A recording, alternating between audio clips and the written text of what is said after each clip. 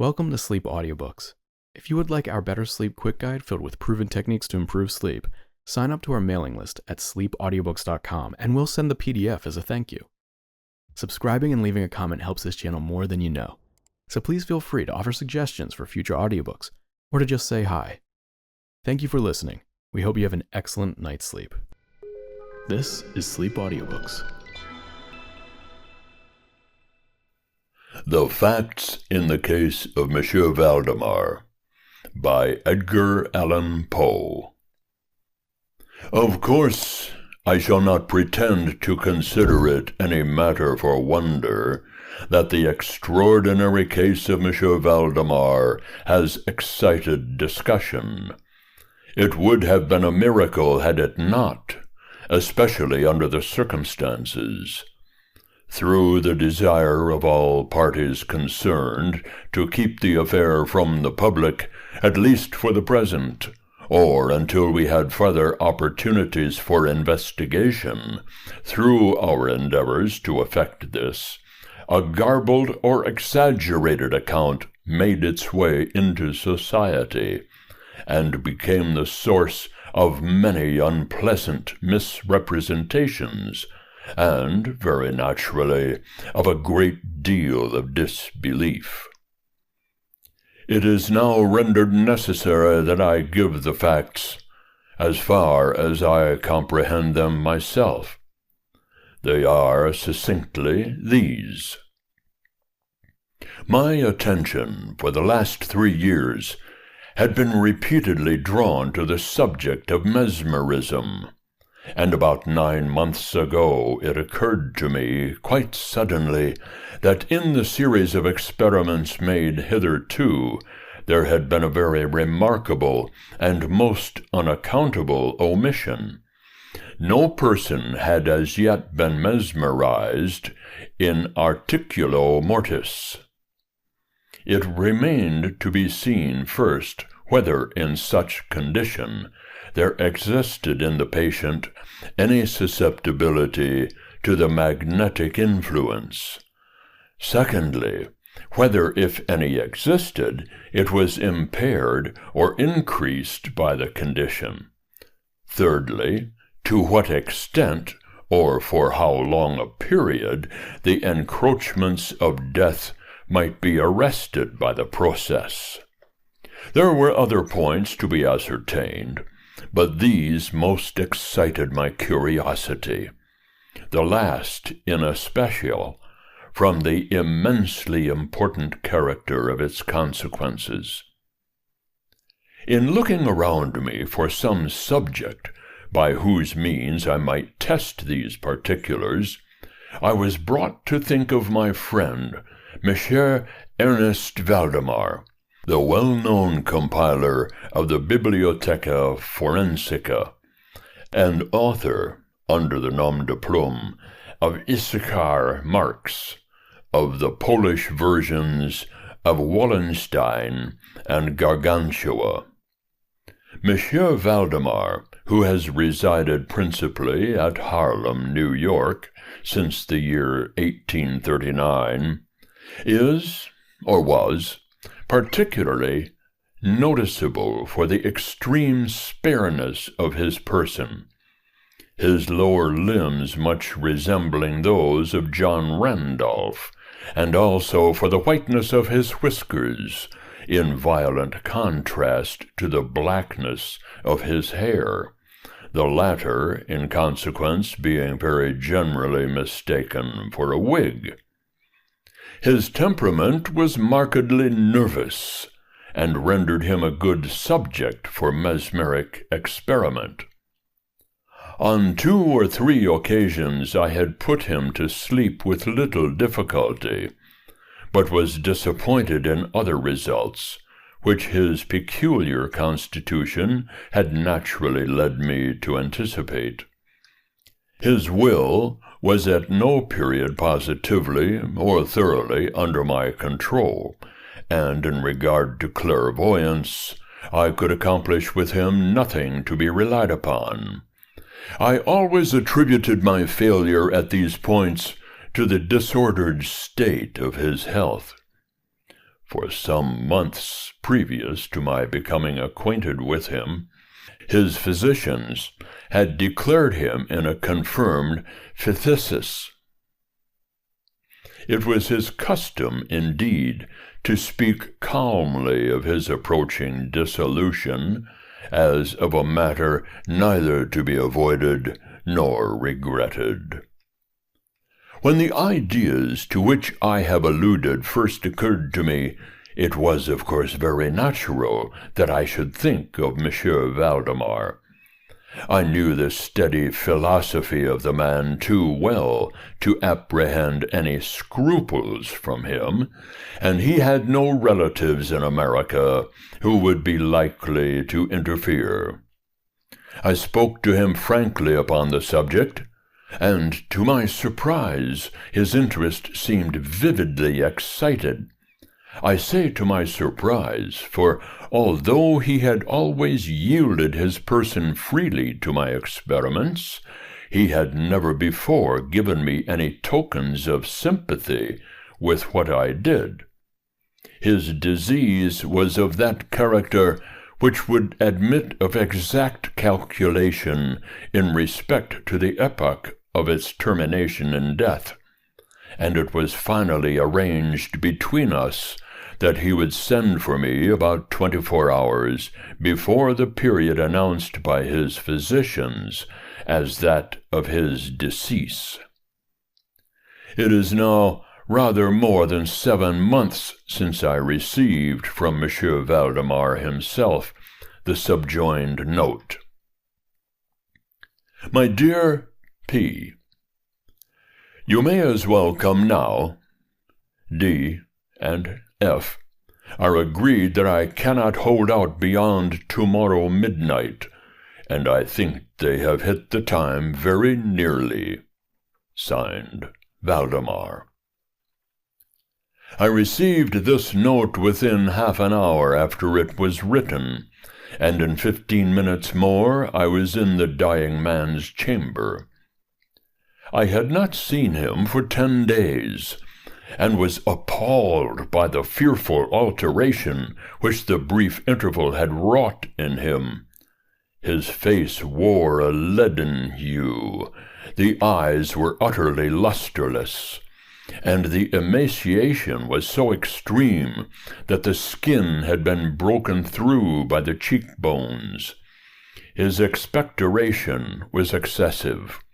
The pulse was barely perceptible. He retained, nevertheless, in a very remarkable manner, both his mental power and a certain degree of physical strength. He spoke with distinctness, took some palliative medicines without aid, and when I entered the room was occupied in penciling memoranda in a pocket-book. He was propped up in the bed by pillows. Doctors D. and F. were in attendance. After pressing Valdemar's hand, I took these gentlemen aside and obtained from them a minute account of the patient's condition. The left lung had been for 18 months in a semi-osseous or cartilaginous state, and was, of course, entirely useless for all purposes of vitality. The right, in its upper portion, was also partially, if not thoroughly, ossified, while the lower region was merely a mass of purulent tubercles, running one into another. Several extensive perforations existed, and at one point permanent adhesion to the ribs had taken place. These appearances in the right lobe were of comparatively recent date. The ossification had proceeded with very unusual rapidity. No sign of it had been discovered a month before, and the adhesion had only been observed during the 3 previous days. Independently of the phthisis, the patient was suspected of aneurysm of the aorta, but on this point the osseous symptoms rendered an exact diagnosis impossible. It was the opinion of both physicians that Monsieur Valdemar would die about midnight on the morrow, Sunday. It was then 7 o'clock on Saturday evening. On quitting the invalid's bedside to hold conversation with myself, Doctors D and F had bidden him a final farewell. It had not been their intention to return, but at my request they agreed to look in upon the patient about 10 the next night. When they had gone, I spoke freely with Monsieur Valdemar on the subject of his approaching dissolution, as well as, more particularly, of the experiment proposed. He still professed himself quite willing and even anxious to have it made, and urged me to commence it at once. A male and a female nurse were in attendance, but I did not feel myself altogether at liberty to engage in a task of this character with no more reliable witnesses than these people, in case of sudden accident, might prove. I therefore postponed operations until about 8 the next night, when the arrival of a medical student with whom I had some acquaintance, Mr. Theodore L., relieved me from further embarrassment. It had been my design originally to wait for the physicians, but I was induced to proceed, first by the urgent entreaties of Monsieur Valdemar, and secondly by my conviction that I had not a moment to lose, as he was evidently sinking fast. Mr. L. was so kind as to accede to my desire that he would take notes of all that occurred, and it is from his memoranda that what I now have to relate is, for the most part, either condensed or copied verbatim. It wanted about 5 minutes of 8, when, taking the patient's hand, I begged him to state as distinctly as he could to Mr. L., whether he, Monsieur Valdemar, was entirely willing that I should make the experiment of mesmerizing him in his then condition. He replied feebly, yet quite audibly, "Yes, I wish it to be.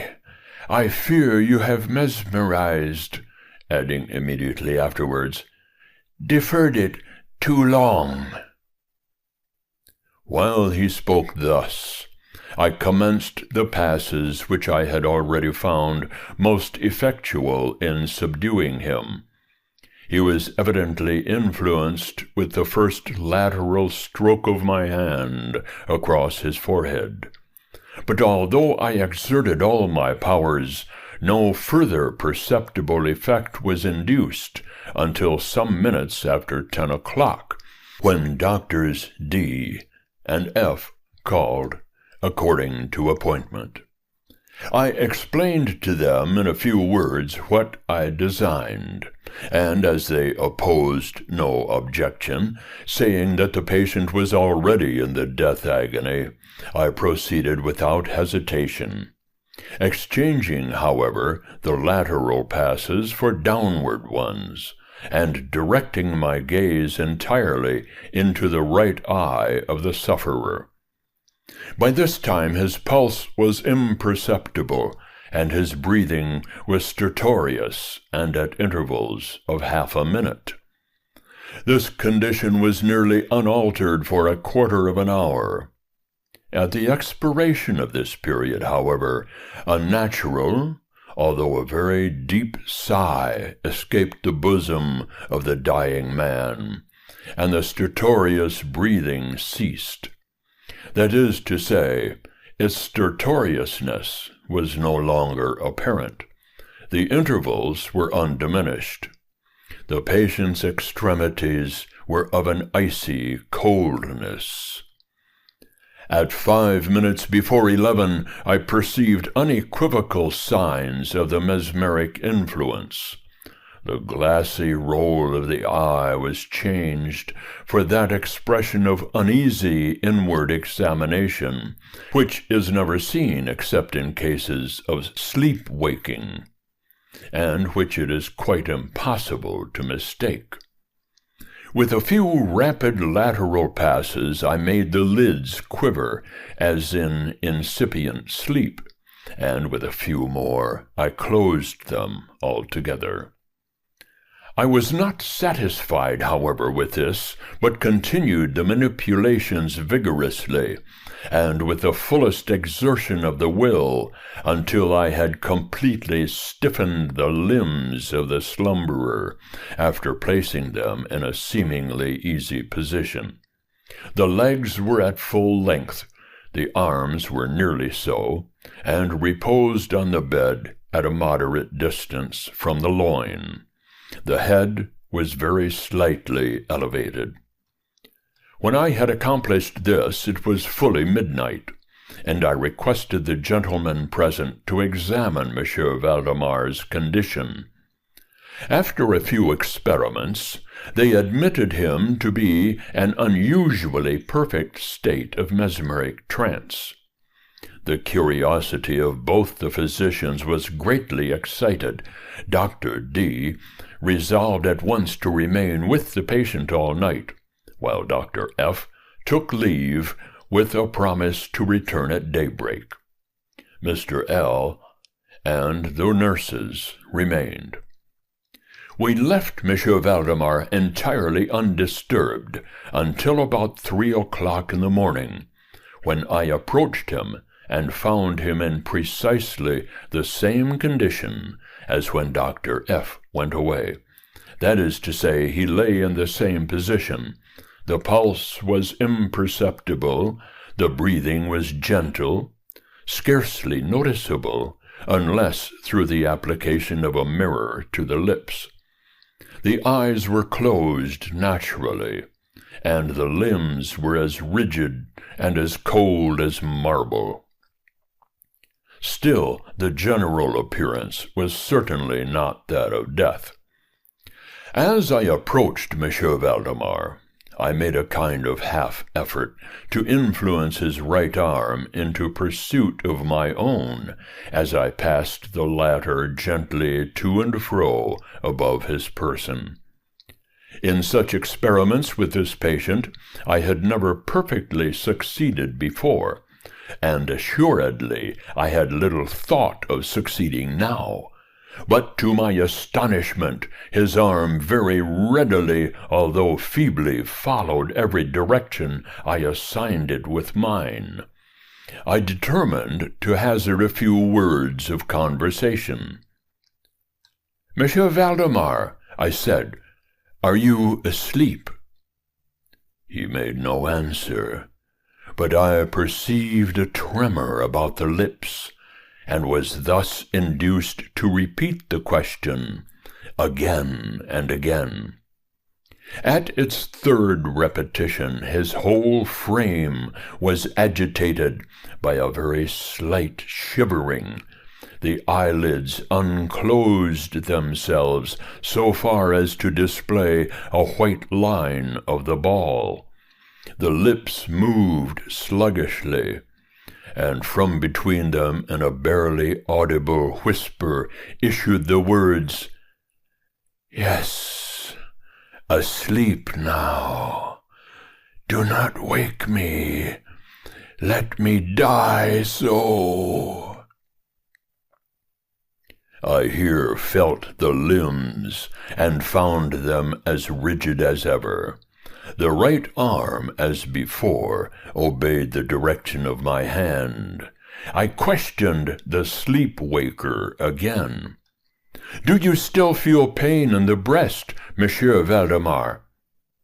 The answer now was immediate, but even less audible than before. "No pain. I am dying." I did not think it advisable to disturb him farther just then, and nothing more was said or done until the arrival of Dr. F. who came a little before sunrise, and expressed unbounded astonishment at finding the patient still alive. After feeling the pulse and applying a mirror to the lips, he requested me to speak to the sleep-waker again.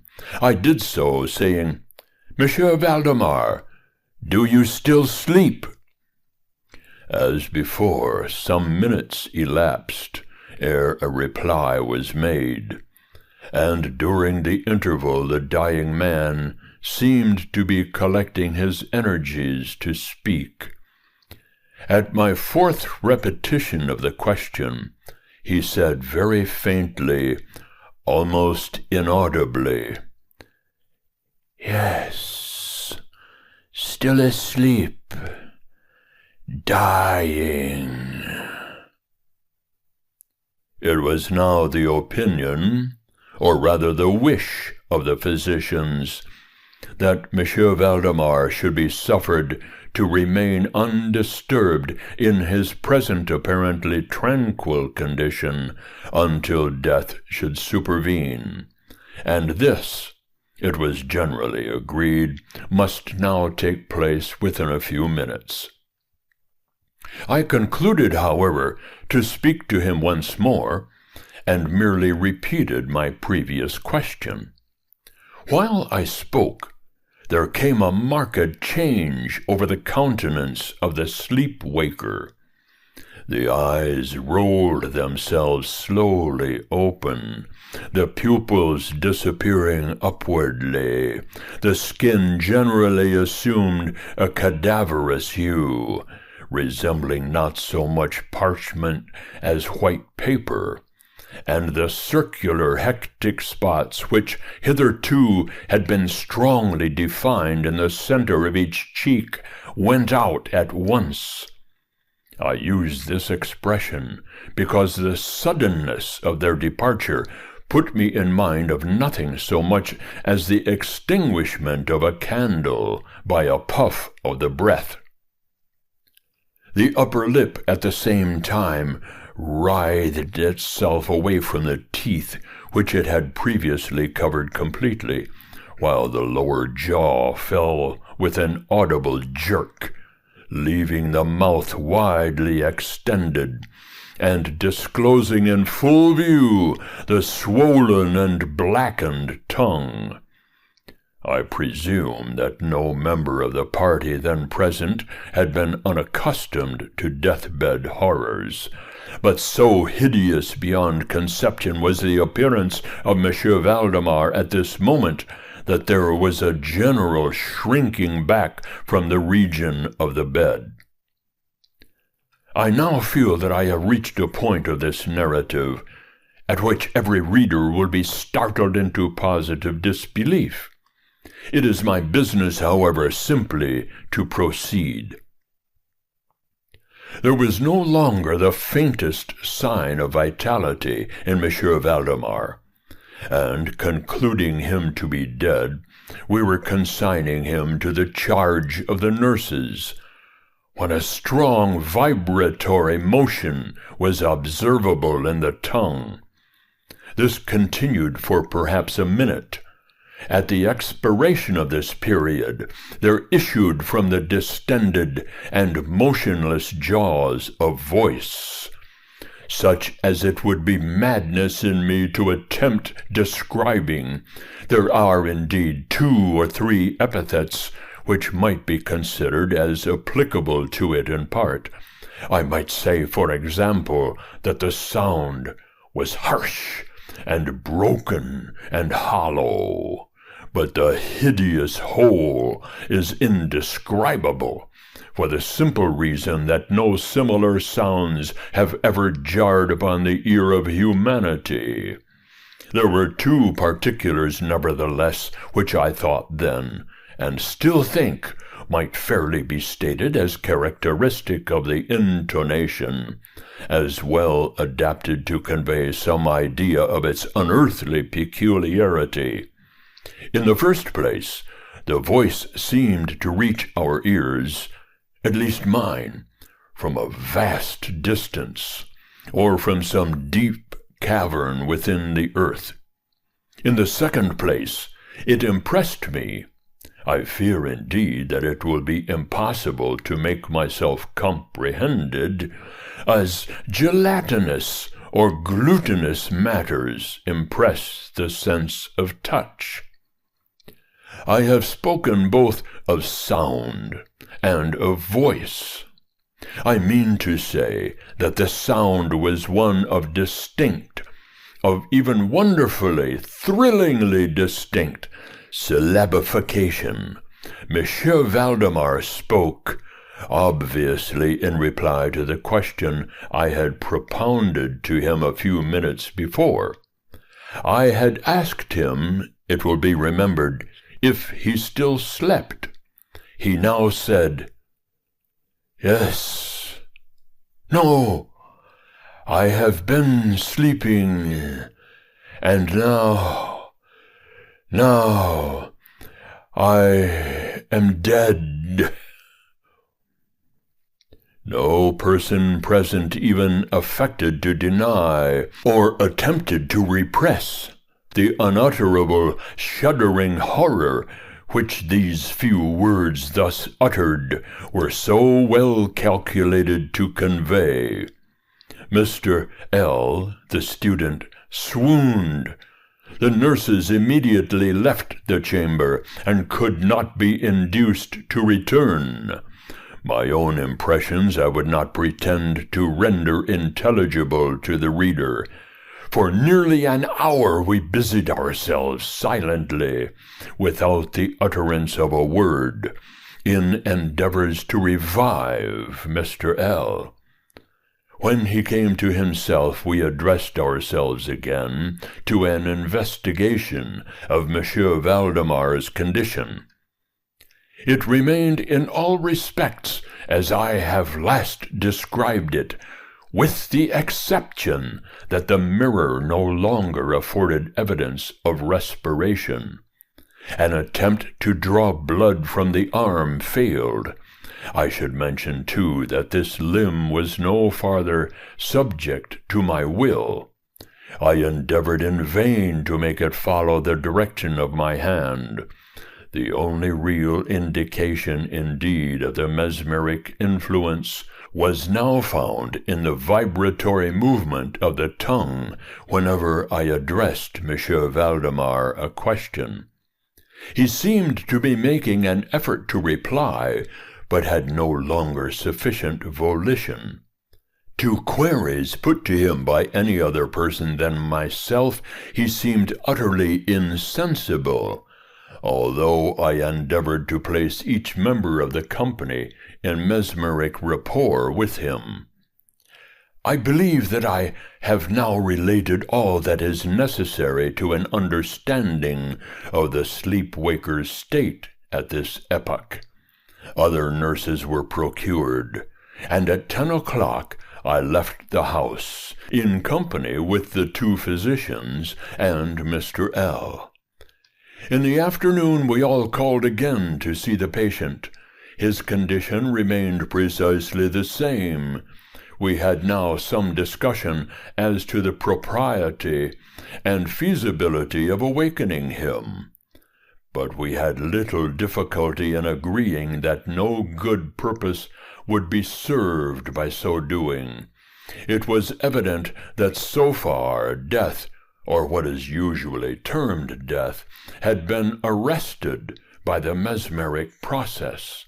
It seemed clear to us all that to awaken Monsieur Valdemar would be merely to ensure his instant, or at least his speedy, dissolution. From this period until the close of last week, an interval of nearly 7 months, we continued to make daily calls at Monsieur Valdemar's house, accompanied now and then by medical and other friends. All this time the sleep-waker remained exactly as I have last described him. The nurse's attentions were continual. It was on Friday last that we finally resolved to make the experiment of awakening or attempting to awaken him. And it is the perhaps unfortunate result of this latter experiment which has given rise to so much discussion in private circles, to so much of what I cannot help thinking unwarranted popular feeling. For the purpose of relieving Monsieur Valdemar from the mesmeric trance, I made use of the customary passes. These, for a time, were unsuccessful. The first indication of revival was afforded by a partial descent of the iris. It was observed as especially remarkable that this lowering of the pupil was accompanied by the profuse outflowing of a yellowish ichor from beneath the lids, of a pungent and highly offensive odor. It was now suggested that I should attempt to influence the patient's arm as heretofore. I made the attempt and failed. Dr. F. then intimated a desire to have me put a question. I did so as follows. Monsieur Valdemar, can you explain to us what are your feelings or wishes now? There was an instant return of the hectic circles on the cheeks. The tongue quivered, or rather rolled violently in the mouth, although the jaws and lips remained rigid as before. And at length the same hideous voice, which I have already described, broke forth. "For God's sake, quick! Quick! Put me to sleep! Or quick! Waken me! Quick! I say to you that I am dead!" I was thoroughly unnerved, and for an instant remained undecided what to do. At first I made an endeavor to recompose the patient, but failing in this through total abeyance of the will, I retraced my steps and as earnestly struggled to awaken him. In this attempt I soon saw that I should be successful, or at least I soon fancied that my success would be complete, and I am sure that all in the room were prepared to see the patient awaken. For what really occurred, however, it is quite impossible that any human being could have been prepared. As I rapidly made the mesmeric passes, amid ejaculations of "Dead! Dead!" absolutely bursting from the tongue and not from the lips of the sufferer, his whole frame at once, within the space of a single minute or even less, shrunk, crumbled, absolutely rotted away beneath my hands. Upon the bed before that whole company there lay a nearly liquid mass of loathsome, of detestable putridity. End of The Facts in the Case of Monsieur Valdemar by Edgar Allan Poe. Recording by Ron Altman.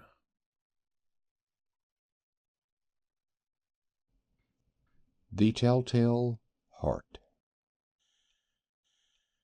True, nervous, very, very dreadfully nervous I had been and am. But why will you say that I am mad? The disease had sharpened my senses, not destroyed, not dulled them. Above all was the sense of hearing acute. I heard all things in the heaven and in the earth. I heard many things in hell. How, then, am I mad? Hearken, and observe how healthily, how calmly I can tell you the whole story. It is impossible to say how first the idea entered my brain, but once conceived it haunted me day and night. Object there was none. Passion there was none. I loved the old man. He had never wronged me. He had never given me insult. For his gold I had no desire. I think it was his eye. Yes, it was this. He had the eye of a vulture, a pale blue eye with a film over it. Whenever it fell upon me my blood ran cold. And so by degrees, very gradually, I made up my mind to take the life of the old man and thus rid myself of the eye forever. Now, this is the point. You fancy me mad. Madmen know nothing. But you should have seen me. You should have seen how wisely I proceeded, with what caution, with what foresight, with what dissimulation I went to work.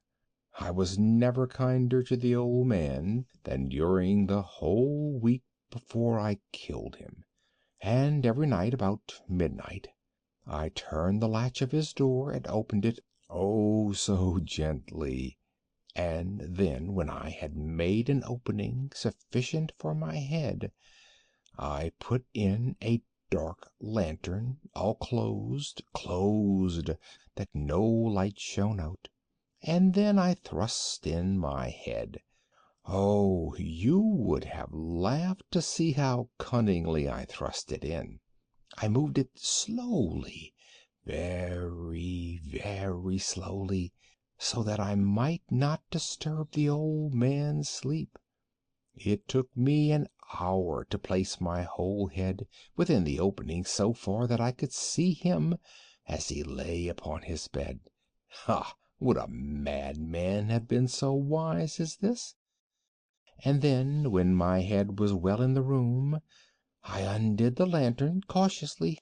Oh, so cautiously, for the hinges creaked. I undid it just so much that a single thin ray fell upon the vulture eye. And I did this for 7 long nights, every night, just at midnight. But I found the eye always closed, and so it was impossible to do the work. For it was not the old man who vexed me, but his evil eye.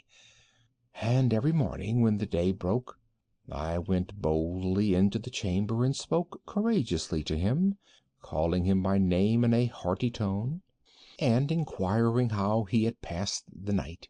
So, you see, he would have been a very profound old man indeed to suspect that every night, just at 12, I looked in upon him while he slept. Upon the 8th night I was more than usually cautious in opening the door. A watch's minute hand moves more quickly than did mine. Never before that night had I felt the extent of my own powers, of my sagacity. I could hardly contain my feelings of triumph. To think that there I was, opening the door little by little, and he not even to dream of my secret deeds or thoughts. I fairly chuckled at the idea, and perhaps he heard me, for he moved on the bed suddenly, as if startled. Now you may think that I drew back, but no. His room was as black as pitch with a thick darkness, for the shutters were close fastened through fear of robbers, and so I knew that he could not see the opening of the door, and I kept pushing it on steadily, steadily. I had my head in and was about to open the lantern, when my thumb slipped upon the tin fastening, and the old man sprang up in bed, crying out, "Who's there?" I kept quite still and said nothing.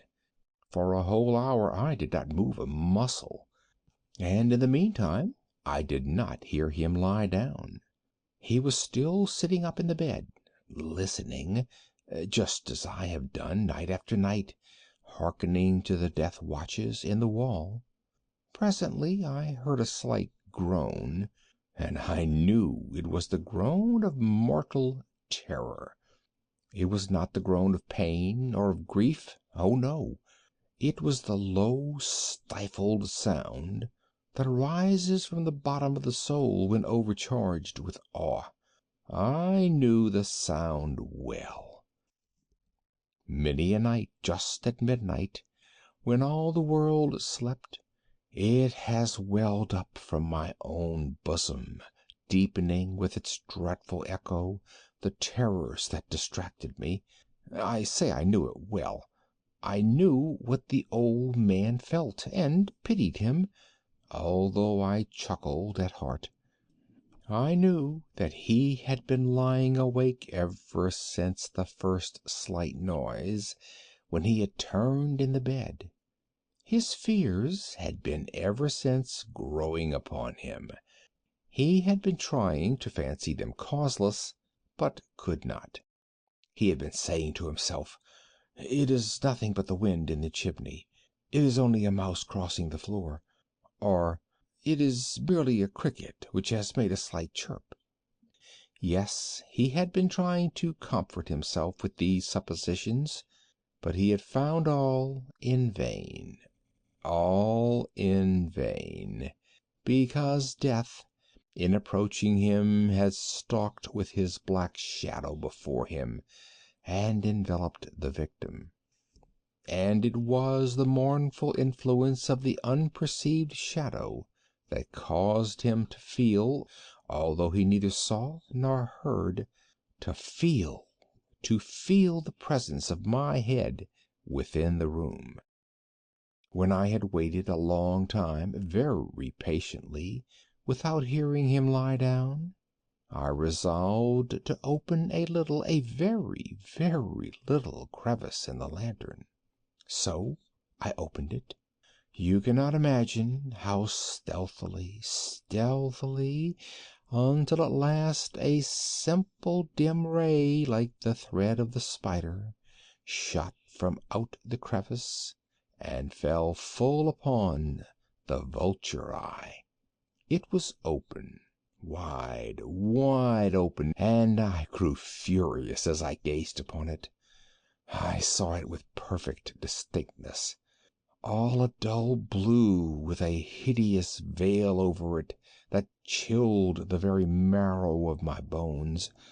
But I could see nothing else of the old man's face or person, for I had directed the ray as if by instinct, precisely upon the damned spot.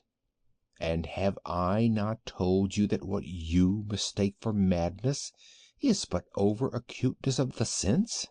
Now, I say, there came to my ears a low, dull, quick sound, such as a watch makes when enveloped in cotton. I knew that sound well, too. It was the beating of the old man's heart. It increased my fury, as the beating of a drum stimulates the soldier into courage. But even yet I refrained and kept still. I scarcely breathed. I held the lantern motionless. I tried how steadily I could maintain the ray upon the eye. Meantime the hellish tattoo of the heart increased. It grew quicker and louder every instant. The old man's terror must have been extreme. It grew louder, I say, louder every moment. Do you mark me well? I have told you that I am nervous. So I am. And now, at the dead hour of the night, amid the dreadful silence of that old house, so strange a noise as this excited me to uncontrollable terror.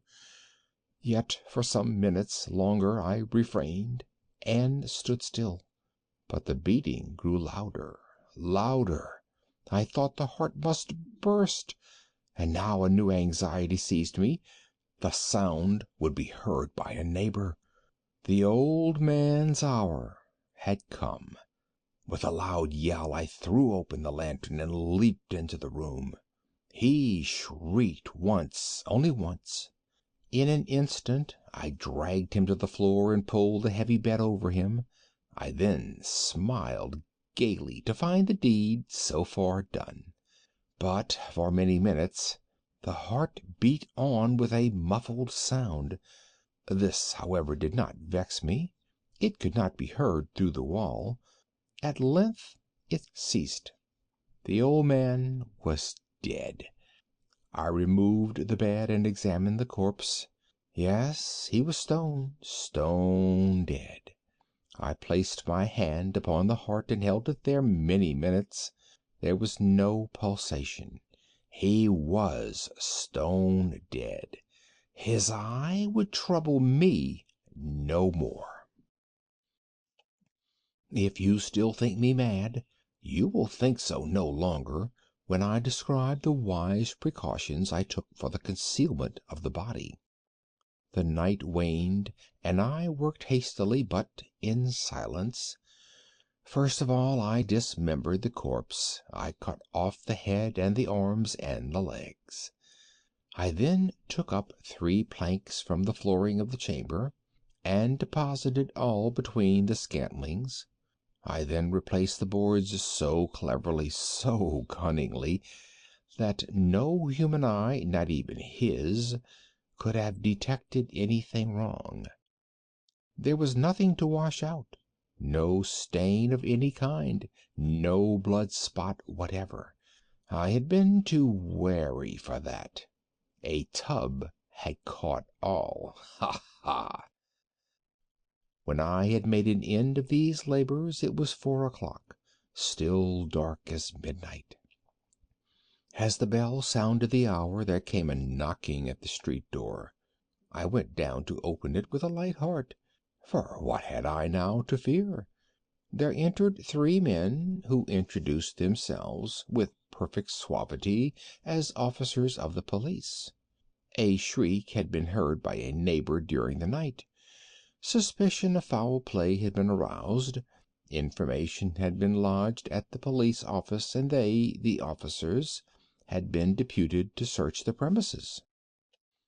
I smiled, for what had I to fear? I bade the gentlemen welcome. The shriek, I said, was my own in a dream. The old man I mentioned was absent in the country. I took my visitors all over the house. I bade them search well. I led them at length to his chamber. I showed them his treasures, secure, undisturbed. In the enthusiasm of my confidence, I brought chairs into the room, and desired them here to rest from their fatigues, while I myself, in the wild audacity of my perfect triumph, placed my own seat upon the very spot beneath which reposed the corpse of the victim. The officers were satisfied. My manner had convinced them. I was singularly at ease. They sat while I answered cheerily. They chatted of familiar things.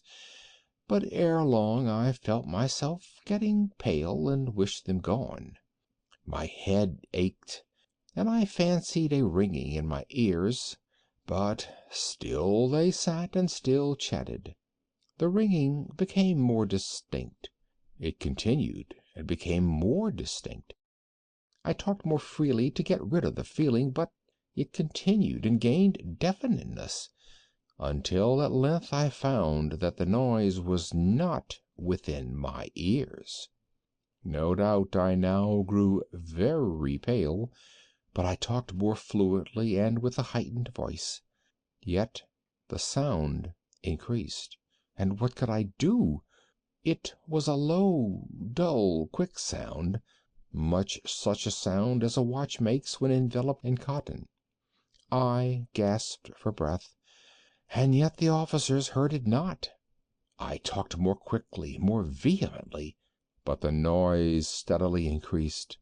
I arose and argued about trifles in a high key and with violent gesticulations, but the noise steadily increased. Why would they not be gone? I paced the floor to and fro with heavy strides, as if excited to fury by the observations of the men, but the noise steadily increased. Oh, God! What could I do? I foamed, I raved, I swore. I swung the chair upon which I had been sitting, and grated it upon the boards, but the noise arose over all and continually increased. It grew louder, louder, louder, and still the men chatted pleasantly and smiled. Was it possible they heard not? Almighty God! No, no! They heard, they suspected, they knew. They were making a mockery of my horror. This I thought, and this I think. But anything was better than this agony. Anything was more tolerable than this derision. I could bear those hypocritical smiles no longer. I felt that I must scream or die, and now, again, hark! Louder, louder, louder, louder! Villains, I shrieked, dissemble no more. I admit the deed. Tear up the planks. Here, here! It is the beating of his hideous heart. End of The Telltale Heart. The Mask of the Red Death. The Red Death had long devastated the country. No pestilence had ever been so fatal or so hideous. Blood was its avatar and its seal, the redness and the horror of blood. There were sharp pains and sudden dizziness, and then profuse bleeding at the pores with dissolution. The scarlet stains upon the body, and especially upon the face of the victim, were the pest ban which shut him out from the aid and from the sympathy of his fellow men, and the whole seizure, progress, and termination of the disease were the incidents of half an hour. But the Prince Prospero was happy and dauntless and sagacious. When his dominions were half depopulated, he summoned to his presence 1,000 hale and light-hearted friends from among the knights and dames of his court, and with these retired to the deep seclusion of one of his castellated abbeys. This was an extensive and magnificent structure, the creation of the prince's own eccentric yet august taste. A strong and lofty wall girdled it in. The wall had gates of iron. The courtiers, having entered, brought furnaces and massy hammers and welded the bolts. They resolved to leave means neither of ingress or egress to the sudden impulses of despair or of frenzy from within. The abbey was amply provisioned. With such precautions the courtiers might bid defiance to contagion. The external world could take care of itself. In the meantime, it was folly to grieve or to think. The prince had provided all the appliances of pleasure. There were buffoons, there were improvisatori, there were ballet dancers, there were musicians, there was beauty, there was wine. All these and security were within. Without was the Red Death. It was toward the close of the 5th or 6th month of his seclusion, and while the pestilence raged most furiously abroad, that the Prince Prospero entertained his 1,000 friends at a masked ball of the most unusual magnificence. It was a voluptuous scene, that masquerade. But first let me tell of the rooms in which it was held. There were 7, an imperial suite. In many palaces, however, such suites form a long and straight vista, while the folding doors slide back nearly to the walls on either hand, so that the view of the whole extent is scarcely impeded. Here the case was very different, as might have been expected from the Duke's love of the bazaar. The apartments were so irregularly disposed that the vision embraced but little more than one at a time. There was a sharp turn at every 20 or 30 yards, and at each turn a novel effect. To the right and left, in the middle of each wall, a tall and narrow Gothic window looked out upon a closed corridor which pursued the windings of the suite. These windows were of stained glass, whose color varied in accordance with the prevailing hue of the decorations of the chamber into which it opened. That of the eastern extremity was hung, for example, in blue, and vividly blue were its windows. The second chamber was purple in its ornaments and tapestries, and here the panes were purple. The third was green throughout, and so were the casements. The fourth was furnished and lighted with orange, the fifth with white, the sixth with violet. The seventh apartment was closely shrouded in black velvet tapestries that hung all over the ceiling and down the walls, falling in heavy folds upon a carpet of the same material and hue. But in this chamber only, the color of the windows failed to correspond with the decorations. The panes here were scarlet, a deep blood color. Now in no one of the 7 apartments was there any lamp or candelabrum, amid the profusion of golden ornaments that lay scattered to and fro or depended from the roof. There was no light of any kind emanating from lamp or candle within the suite of chambers, but in the corridors that followed the suite there stood, opposed to each window, a heavy tripod bearing a brazier of fire that projected its rays through the tinted glass and so glaringly illumined the room. And thus were produced a multitude of gaudy and fantastic appearances.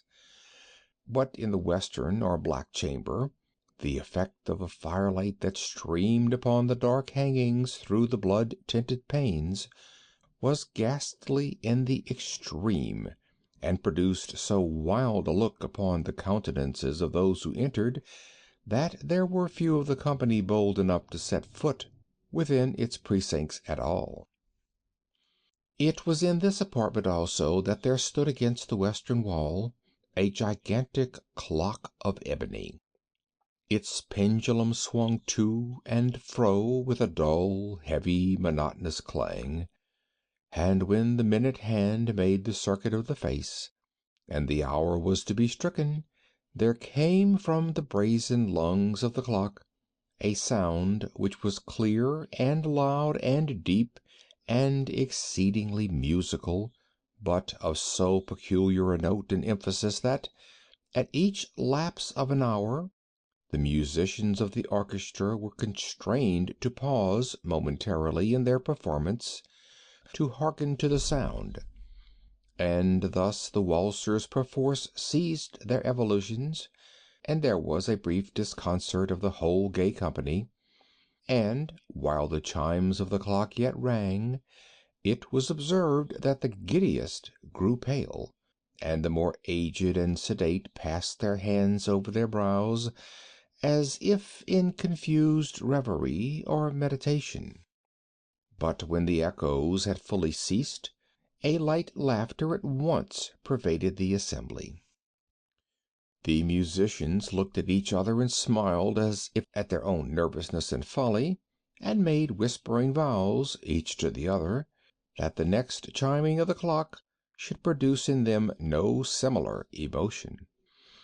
And then, after the lapse of 60 minutes, which embrace 3,600 seconds of the time that flies, there came yet another chiming of the clock, and then were the same disconcert and tremulousness and meditation as before. But in spite of these things it was a gay and magnificent revel. The tastes of the Duke were peculiar. He had a fine eye for colors and effects. He disregarded the decora of mere fashion. His plans were bold and fiery, and his conceptions glowed with barbaric luster. There are some who would have thought him mad. His followers felt that he was not. It was necessary to hear and see and touch him to be sure that he was not. He had directed, in great part, the movable embellishments of the seven chambers upon occasion of this great fête, and it was his own guiding taste which had given character to the masqueraders. Be sure they were grotesque. There were much glare and glitter and piquancy and phantasm, much of what has been seen since in Hernani. There were arabesque figures with unsuited limbs and appointments. There were delirious fancies such as the madman fashions. There was much of the beautiful, much of the wanton, much of the bizarre, something of the terrible, and not a little of that which might have excited disgust. To and fro in the seven chambers there stalked, in fact, a multitude of dreams. And these, the dreams, writhed in and about, taking hue from the rooms, and causing the wild music of the orchestra to seem as the echo of their steps. And anon there came the ebony clock which stands in the hall of the velvet. And then for a moment all is still, and all is silent, save the voice of the clock. The dreams are stiff frozen as they stand, but the echoes of the chime die away, they have endured but an instant, and a light, half subdued laughter floats after them as they depart. And now again the music swells, and the dreams live and writhe to and fro more merrily than ever, taking hue from the many tinted windows through which stream the rays from the tripods. But to the chamber which lies most westwardly of the seven, there are now none of the maskers who venture, for the night is waning away, and there flows a ruddier light through the blood-colored panes, and the blackness of the sable drapery appalls, and to him whose foot falls upon the sable carpet there comes from the near clock of ebony a muffled peal more solemnly emphatic than any which reaches their ears who indulge in the more remote gaieties of the other apartments. But these other apartments were densely crowded, and in them beat feverishly the heart of life, and the revel went whirlingly on, until at length there commenced the sounding of midnight upon the clock. And then the music ceased, as I have told, and the evolutions of the waltzers were quieted, and there was an uneasy cessation of all things as before. But now there were 12 strokes to be sounded by the bell of the clock, and thus it happened, perhaps, that more of thought crept, with more of time, into the meditations of the thoughtful among those who revelled. And thus, too, it happened perhaps that before the last echoes of the last chime had utterly sunk into silence, there were many individuals in the crowd who had found leisure to become aware of the presence of a masked figure which had arrested the attention of no single individual before. And the rumor of this new presence having spread itself whisperingly around, there arose at length from the whole company a buzz, a murmur, expressive of disapprobation and surprise, then, finally, of terror, of horror, and of disgust. In an assembly of phantasms such as I have painted, it may well be supposed that no ordinary appearance could have excited such sensation. In truth, the masquerade license of the night was nearly unlimited, but the figure in question had out-Heroded Herod, and gone beyond the bounds of even the prince's indefinite decorum. There are chords in the heart of the most reckless which cannot be touched without emotion. Even with the utterly lost, to whom life and death are equally jests, there are matters of which no jest can be made. The whole company, indeed, seemed now deeply to feel that in the costume and bearing of the stranger neither wit nor propriety existed. The figure was tall and gaunt, and shrouded from head to foot in the habiliments of the grave. The mask, which concealed the visage, was made so nearly to resemble the countenance of a stiffened corpse that the closest scrutiny must have had difficulty in detecting the cheat.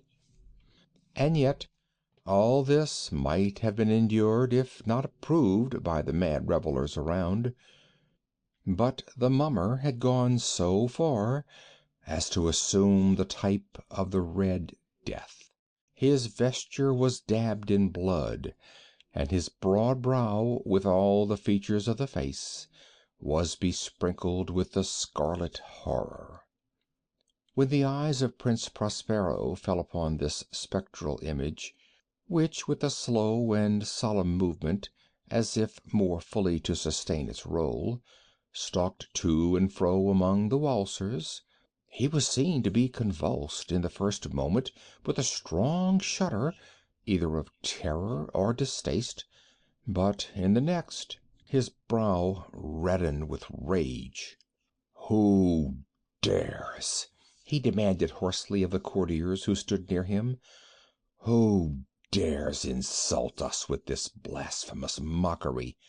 Seize him and unmask him, that we may know whom we have to hang at sunrise from the battlements."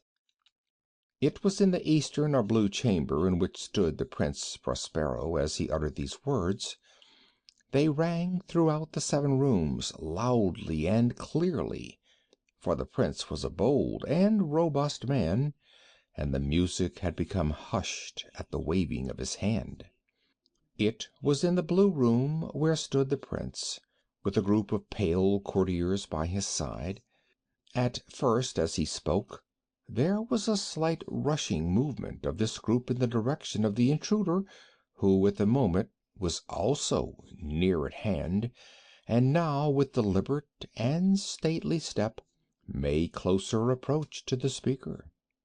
But from a certain nameless awe with which the mad assumptions of the mummer had inspired the whole party, there were found none who put forth hand to seize him, so that, unimpeded, he passed within a yard of the prince's person, and while the vast assembly, as if with one impulse, shrank from the center of the rooms to the walls, he made his way uninterrupted, but with the same solemn and measured step which had distinguished him from the first, through the blue chamber to the purple, through the purple to the green, through the green to the orange, through this again to the white, and even thence to the violet, ere a decided movement had been made to arrest him. It was then, however, that the Prince Prospero, maddened with rage and the shame of his own momentary cowardice, rushed hurriedly through the 6 chambers, while none followed him on account of a deadly terror that had seized upon them all. He bore aloft a drawn dagger, and had approached in rapid impetuosity to within 3 or 4 feet of the retreating figure, when the latter, having attained the extremity of the velvet apartment, turned suddenly and confronted his pursuer. There was a sharp cry, and the dagger dropped gleaming upon the sable carpet, upon which, instantly afterwards, fell prostrate in death the Prince Prospero. Then, summoning the wild courage of despair, a throng of the revelers at once threw themselves into the black apartment, and seizing the mummer, whose tall figure stood erect and motionless within the shadow of the ebony clock, gasped in unutterable horror at finding the grave cerements and corpse-like mask which they handled with so violent a rudeness, untenanted by any tangible form. And now was acknowledged the presence of the Red Death.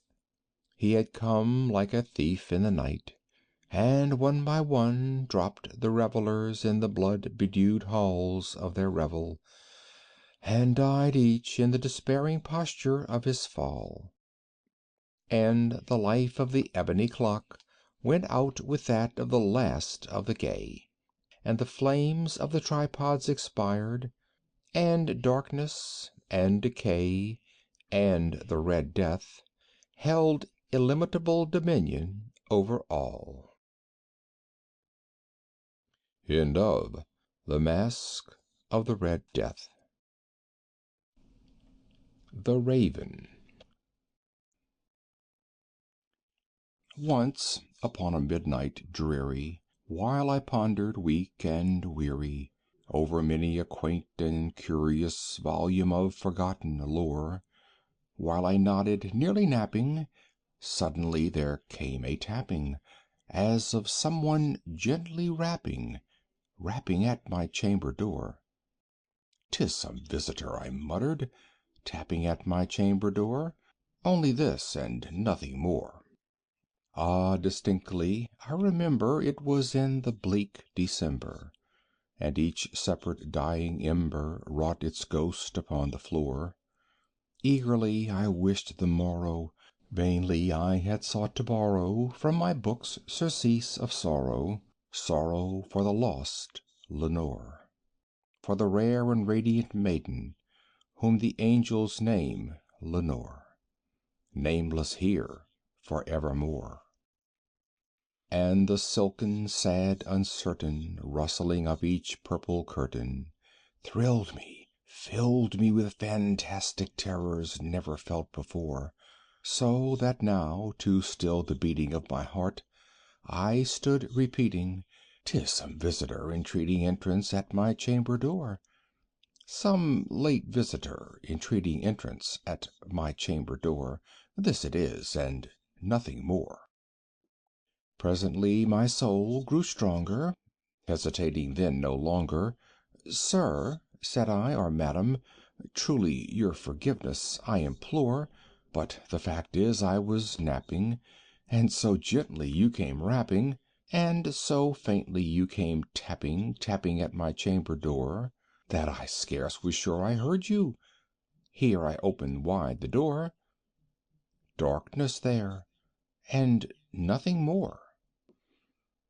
Deep into that darkness peering, long I stood there wondering, fearing, doubting, dreaming dreams no mortal ever dared to dream before.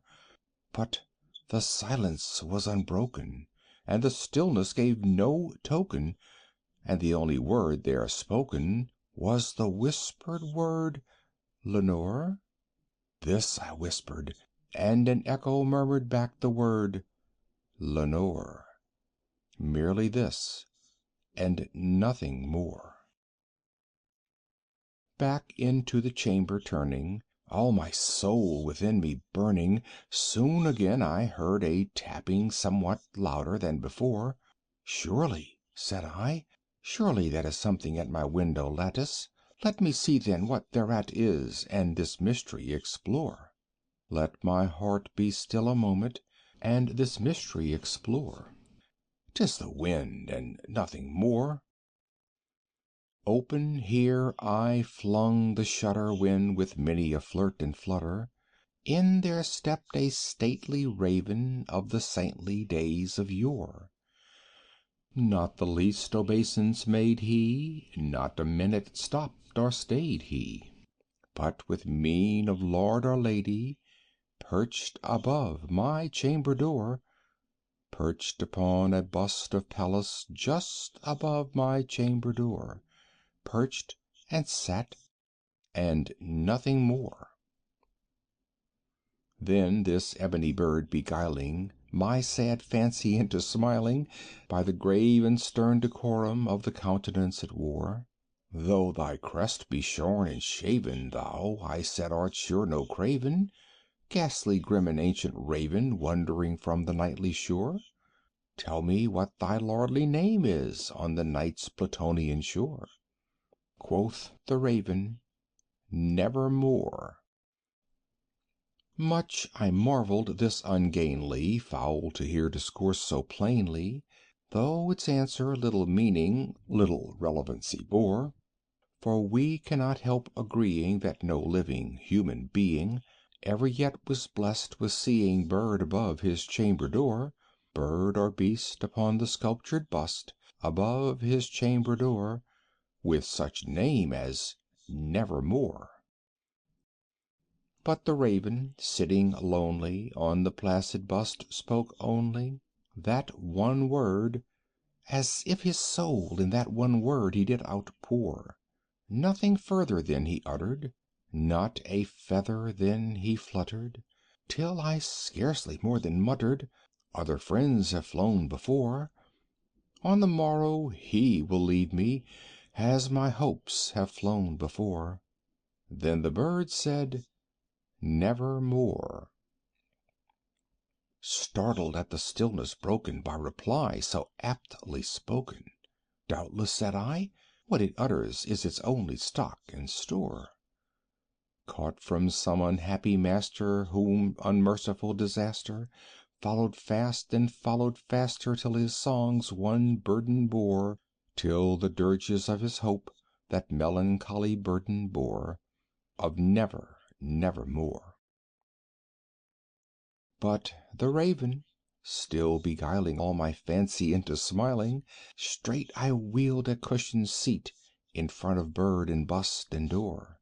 Then, upon the velvet sinking, I betook myself to linking fancy unto fancy, thinking what this ominous bird of yore, what this grim, ungainly, ghastly, gaunt, and ominous bird of yore meant in croaking Nevermore. This I sat engaged in guessing, but no syllable expressing, to the fowl whose fiery eyes now burned into my bosom's core.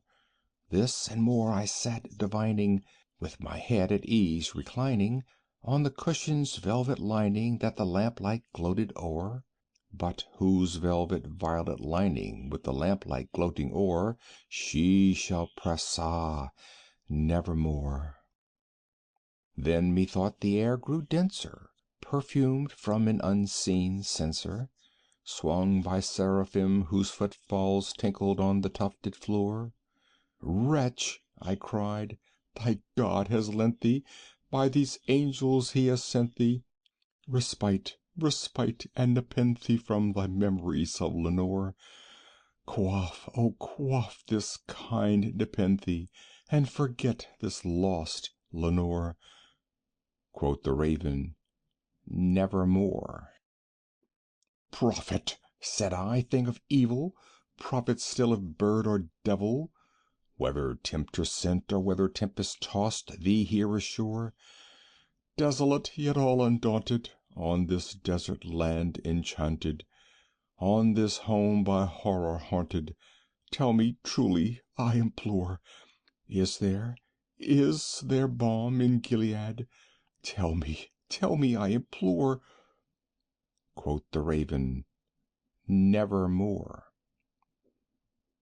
Prophet, said I, thing of evil, prophet still if bird or devil, by that heaven that bends above us, by that God we both adore, tell this soul with sorrow laden if, within the distant Aidenn, it shall clasp a sainted maiden whom the angels name Lenore, clasp a rare and radiant maiden whom the angels name Lenore.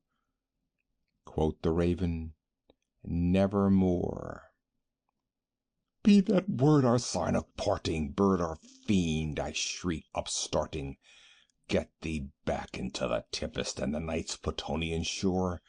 Leave no black plume as a token of that lie thy soul hath spoken. Leave my loneliness unbroken. Quit the bust above my door.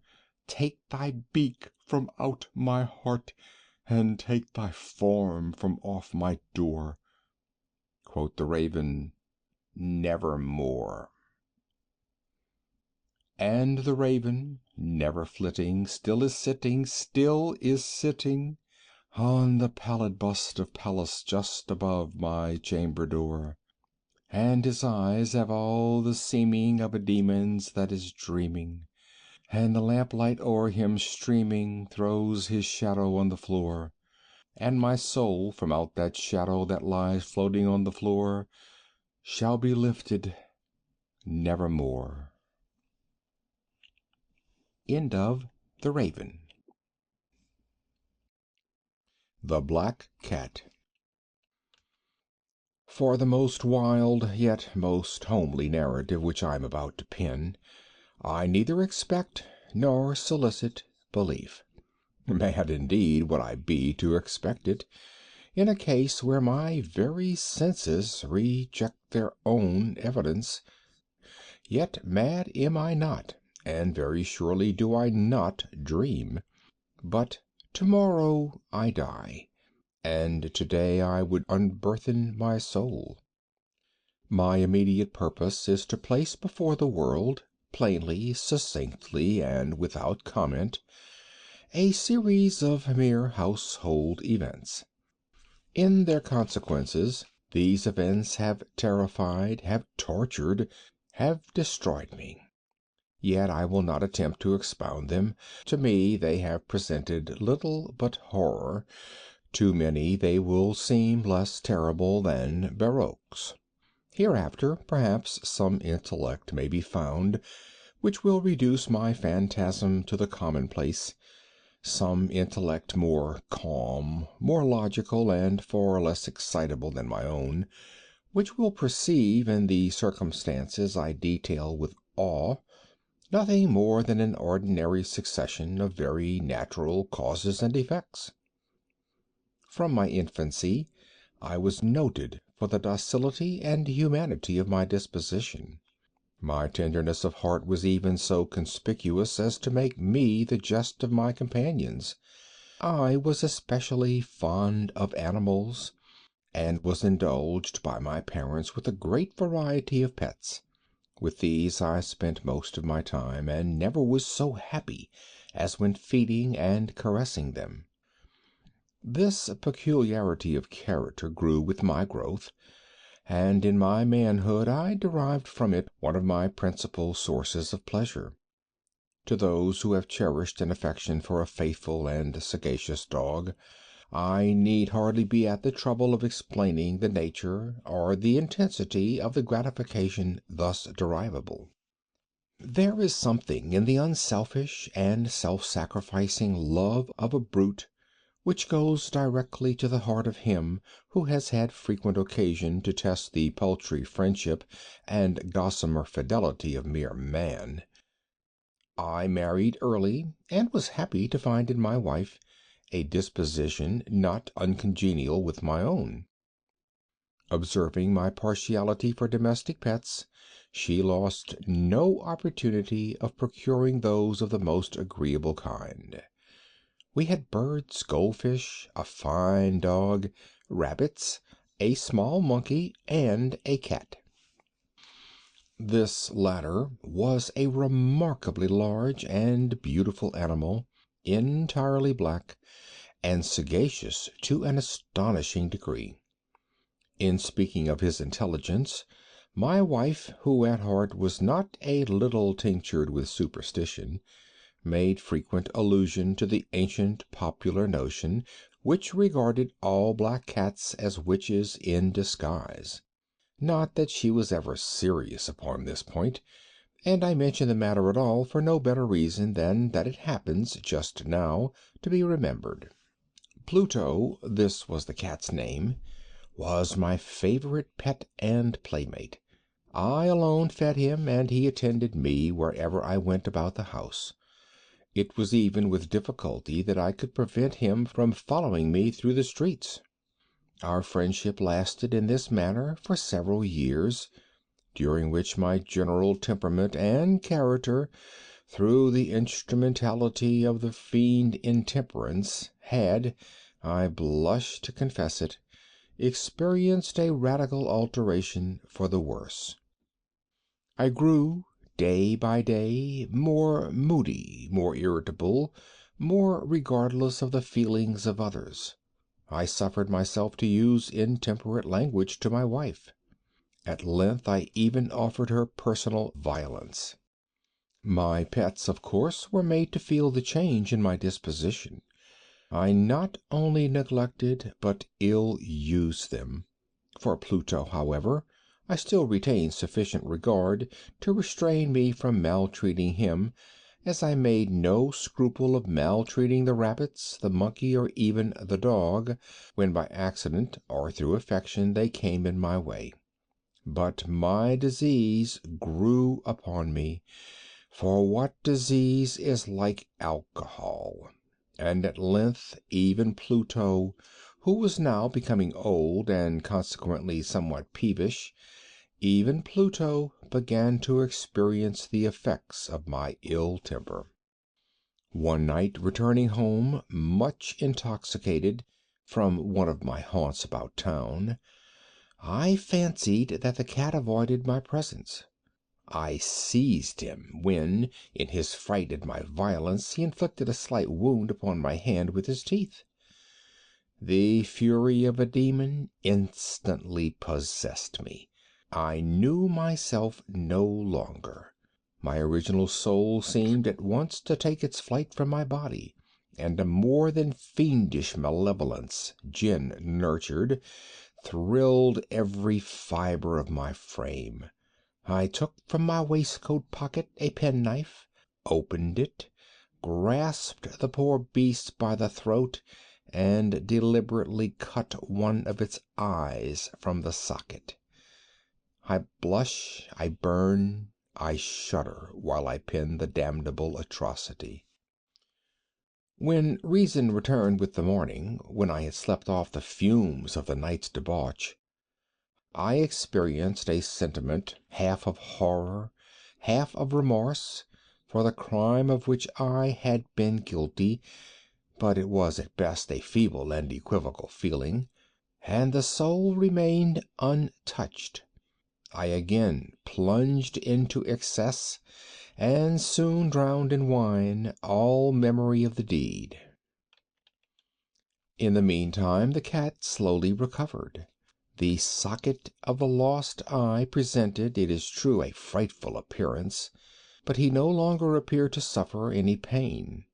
He went about the house as usual, but, as might be expected, fled in extreme terror at my approach. I had so much of my old heart left as to be at first grieved by this evident dislike on the part of a creature which had once so loved me. But this feeling soon gave place to irritation, and then came, as if to my final and irrevocable overthrow, the spirit of perverseness. Of this spirit philosophy takes no account. Yet I am not more sure that my soul lives than I am that perverseness is one of the primitive impulses of the human heart, one of the indivisible primary faculties, or sentiments, which give direction to the character of man. Who has not, 100 times, found himself committing a vile or a silly action for no other reason than because he knows he should not? Have we not a perpetual inclination, in the teeth of our best judgment, to violate that which is law, merely because we understand it to be such?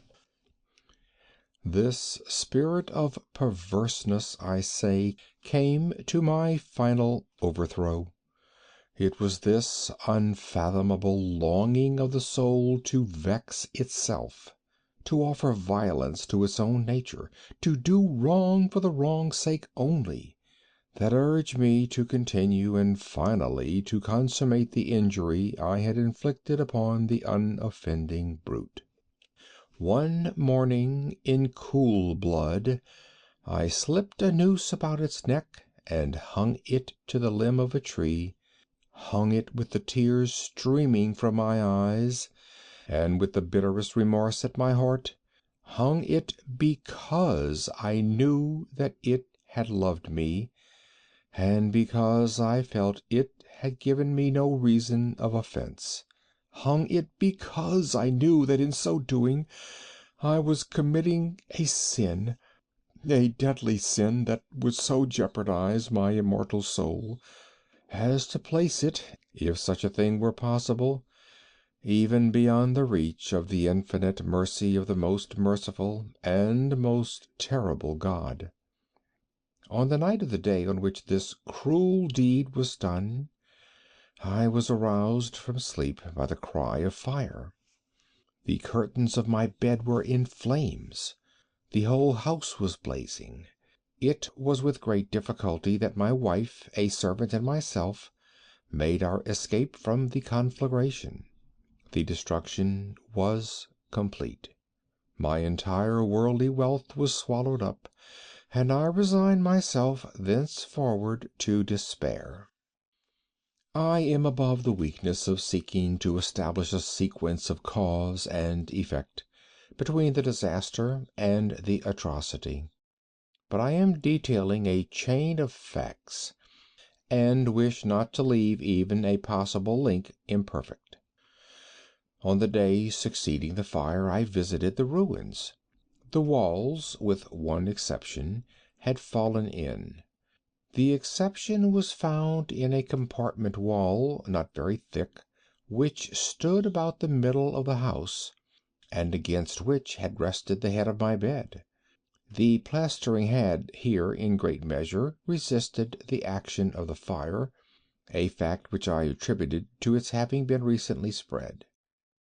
About this wall a dense crowd were collected, and many persons seemed to be examining a particular portion of it with very minute and eager attention.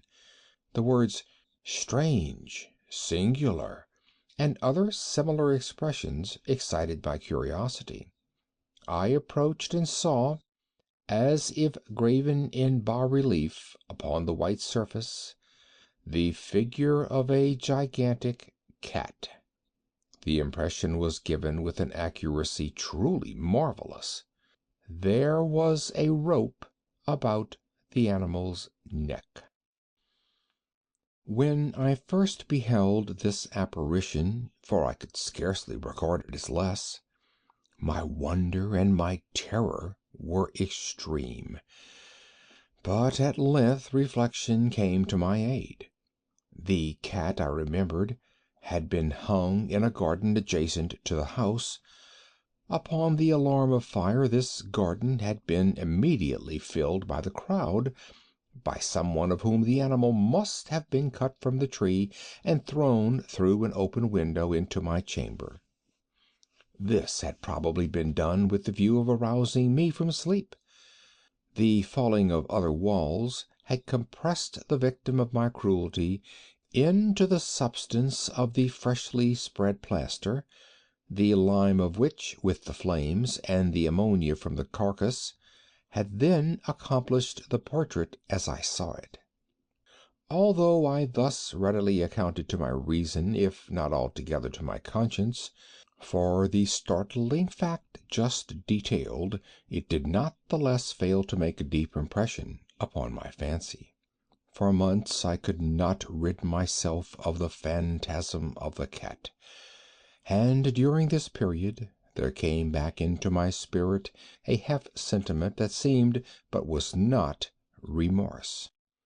I went so far as to regret the loss of the animal, and to look about me among the vile haunts which I now habitually frequented for another pet of the same species and of somewhat similar appearance with which to supply its place. One night as I sat, half stupefied, in a den of more than infamy, my attention was suddenly drawn to some black object reposing upon the head of one of the immense hogsheads of gin or of rum which constituted the chief furniture of the apartment. I had been looking steadily at the top of this hogshead for some minutes, and what now caused me surprise was the fact that I had not sooner perceived the object thereupon. I approached it and touched it with my hand. It was a black cat, a very large one, fully as large as Pluto, and closely resembling him in every respect but one. Pluto had not a white hair upon any portion of his body, but this cat had a large, although indefinite, splotch of white, covering nearly the whole region of the breast. Upon my touching him he immediately arose, purred loudly, rubbed against my hand, and appeared delighted with my notice. This, then, was the very creature of which I was in search. I at once offered to purchase it of the landlord, but this person made no claim to it, knew nothing of it, had never seen it before. I continued my caresses, and when I prepared to go home, the animal evinced a disposition to accompany me. I permitted it to do so, occasionally stooping and patting it as I proceeded. When it reached the house it domesticated itself at once, and became immediately a great favorite with my wife. For my own part, I soon found a dislike to it arising within me.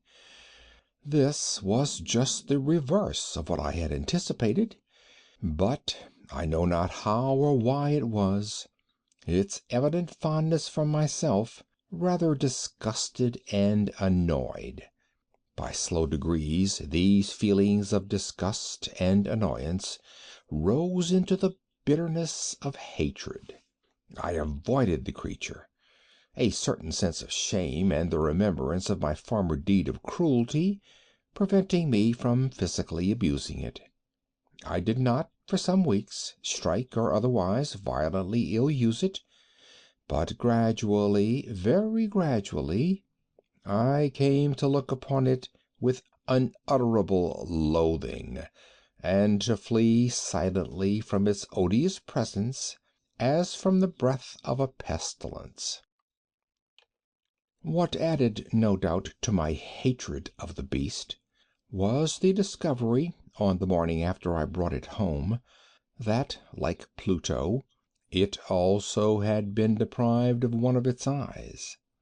This circumstance, however, only endeared it to my wife, who, as I have already said, possessed, in a high degree, that humanity of feeling which had once been my distinguishing trait and the source of many of my simplest and purest pleasures. With my aversion to this cat, however, its partiality for myself seemed to increase. It followed my footsteps with a pertinacity which it would be difficult to make the reader comprehend. Whenever I sat, it would crouch beneath my chair or spring upon my knees, covering me with its loathsome caresses. If I arose to walk it would get between my feet and thus nearly throw me down, or, fastening its long and sharp claws in my dress, clamber in this manner to my breast. At such times, although I longed to destroy it with a blow, I was yet withheld from doing so, partly by a memory of my former crime, but chiefly, let me confess it at once, by absolute dread of the beast. This dread was not exactly a dread of physical evil, and yet I should be at a loss how otherwise to define it. I am almost ashamed to own, yes, even in this felon's cell, I am almost ashamed to own that the terror and horror with which the animal inspired me had been heightened by one of the merest chimeras it would be possible to conceive. My wife had called my attention more than once to the character of the mark of white hair of which I have spoken, and which constituted the sole visible difference between the strange beast and the one I had destroyed.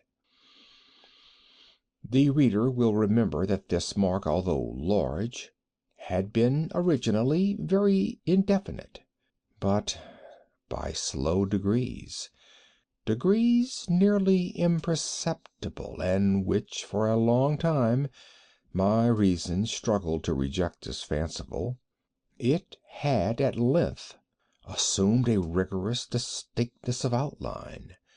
It was now the representation of an object that I shudder to name, and for this, above all, I loathed and dreaded, and would have ridden myself of the monster had I dared. It was now, I say, the image of a hideous, of a ghastly thing, of the gallows. Oh, mournful and terrible engine of horror and of crime, of agony and of death! And now was I indeed wretched beyond the wretchedness of mere humanity, and a brute beast whose fellow I had contemptuously destroyed, a brute beast to work out for me, a man fashioned in the image of the high God, so much of insufferable woe. Alas! neither by day or by night knew I the blessing of rest any more. During the former, the creature left me no moment alone, and in the latter I started hourly from dreams of unutterable fear, to find the hot breath of the thing upon my face, and its vast weight, an incarnate nightmare that I had no power to shake off, incumbent eternally upon my heart. Beneath the pressure of torments such as these, the feeble remnant of the good within me succumbed. Evil thoughts became my sole intimate, the darkest and most evil of thoughts. The moodiness of my usual temper increased to hatred of all things and of all mankind, while from the sudden, frequent, and ungovernable outbursts of a fury to which I now blindly abandoned myself, my uncomplaining wife, alas, was the most usual and the most patient of sufferers. One day she accompanied me upon some household errand into the cellar of the old building which our poverty compelled us to inhabit. The cat followed me down the steep stairs, and, nearly throwing me headlong, exasperated me to madness. Uplifting an axe, and forgetting in my wrath the childish dread which had hitherto stayed my hand, I aimed a blow at the animal, which of course would have proved instantly fatal had it descended as I wished. But this blow was arrested by the hand of my wife. Goaded by the interference into a rage more than demoniacal, I withdrew my arm from her grasp and buried the axe in her brain. She fell dead upon the spot without a groan. This hideous murder accomplished, I set myself forthwith, and with entire deliberation, to the task of concealing the body. I knew that I could not remove it from the house, either by day or by night, without the risk of being observed by the neighbors. Many projects entered my mind. At one period I thought of cutting the corpse into minute fragments and destroying them by fire. At another I resolved to dig a grave for it in the floor of the cellar. Again I deliberated about casting it in the well in the yard, about packing it in a box as if merchandise, with the usual arrangements, and so getting a porter to take it from the house. Finally I hit upon what I considered a far better expedient than either of these. I determined to wall it up in the cellar, as the monks of the Middle Ages are recorded to have walled up their victims. For a purpose such as this the cellar was well adapted. Its walls were loosely constructed, and had lately been plastered throughout with a rough plaster, which the dampness of the atmosphere had prevented from hardening. Moreover, in one of the walls was a projection caused by a false chimney or fireplace that had been filled up and made to resemble the rest of the cellar. I made no doubt that I could readily displace the bricks at this point, insert the corpse, and wall the whole up as before, so that no eye could detect anything suspicious. And in this calculation I was not deceived. By means of a crowbar I easily dislodged the bricks, and having carefully deposited the body against the inner wall, I propped it in that position while with little trouble I relaid the whole structure as it originally stood. Having procured mortar, sand, and hair with every possible precaution, I prepared a plaster which could not be distinguished from the old, and with this I very carefully went over the new brickwork. When I had finished, I felt satisfied that all was right.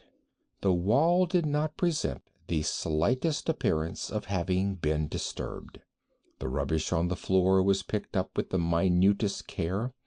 I looked around triumphantly and said to myself, "Here at least, then, my labor has not been in vain." My next step was to look for the beast which had been the cause of so much wretchedness, for I had at length firmly resolved to put it to death. Had I been able to meet with it at the moment, there could have been no doubt of its fate. But it appeared that the crafty animal had been alarmed at the violence of my previous anger, and forbore to present itself in my present mood. It is impossible to describe or to imagine the deep, the blissful sense of relief which the absence of the detested creature occasioned in my bosom. It did not make its appearance during the night, and thus, for one night at least since its introduction into the house, I soundly and tranquilly slept. I slept, even with the burden of murder upon my soul. The second and the third day passed, and still my tormentor came not. Once again I breathed as a freeman. The monster in terror had fled the premises forever. I should behold it no more. My happiness was supreme. The guilt of my dark deed disturbed me but little. Some few inquiries had been made, but these had been readily answered. Even a search had been instituted, but of course nothing was to be discovered. I looked upon my future felicity as secured. Upon the fourth day of the assassination, a party of the police came, very unexpectedly, into the house, and proceeded again to make rigorous investigation of the premises. Secure, however, in the inscrutability of my place of concealment, I felt no embarrassment whatever. The officers bade me accompany them in their search. They left no nook or corner unexplored. At length, for the third or fourth time, they descended into the cellar. I quivered not in a muscle. My heart beat calmly as that of one who slumbers in innocence. I walked the cellar from end to end. I folded my arms upon my bosom and roamed easily to and fro. The police were thoroughly satisfied and prepared to depart. The glee at my heart was too strong to be restrained. I burned to say but one word by way of triumph, and to render doubly sure their assurance of my guiltlessness. "Gentlemen," I said at last, as the party ascended the steps, "I delight to have allayed your suspicions.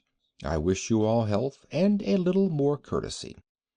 By the by, gentlemen, this is a very well constructed house." In the rabid desire to say something easily, I scarcely knew what I uttered at all. I may say an excellently well constructed house. These walls— "Are you going, gentlemen?" these walls are solidly put together. And here, through the mere frenzy of bravado, I rapped heavily with a cane which I held in my hand, upon that very portion of the brickwork behind which stood the corpse of the wife of my bosom. But may God shield and deliver me from the fangs of the arch-fiend!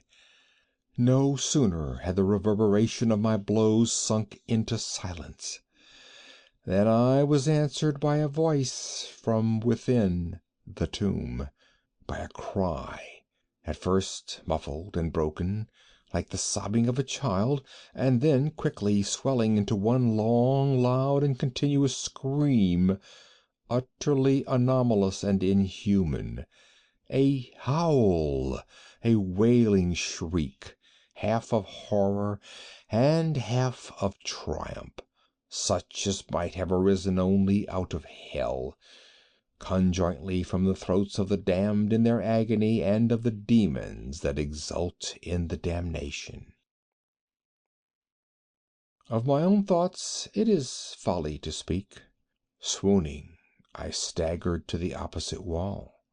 For one instant the party upon the stairs remained motionless, through extremity of terror and of awe. In the next, a dozen stout arms were toiling at the wall. It fell bodily.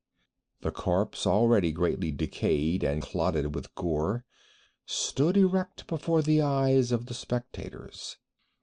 Upon its head, with red extended mouth and solitary eye of fire, sat the hideous beast whose craft had seduced me into murder, and whose informing voice had consigned me to the hangman. I had walled the monster up within the tomb. End of The Black Cat. Berenice. Dicebant mihi sodales, si sepulchrum amicae visitarem, coras meas aliquantulum fore levatas. Ibn Zayat. Misery is manifold. The wretchedness of earth is multiform. Overreaching the wide horizon as the rainbow, its hues are as various as the hues of that arch, as distinct too, yet as intimately blended. Overreaching the wide horizon as the rainbow, how is it that from beauty I have derived a type of unloveliness, from the covenant of peace a simile of sorrow? But as, in ethics, evil is a consequence of good, so in fact out of joy is sorrow born. Either the memory of past bliss is the anguish of today, or the agonies which are have their origin in the ecstasies which might have been. My baptismal name is Egaeus. That of my family I will not mention. Yet there are no towers in the land more time-honored than my gloomy, gray, hereditary halls.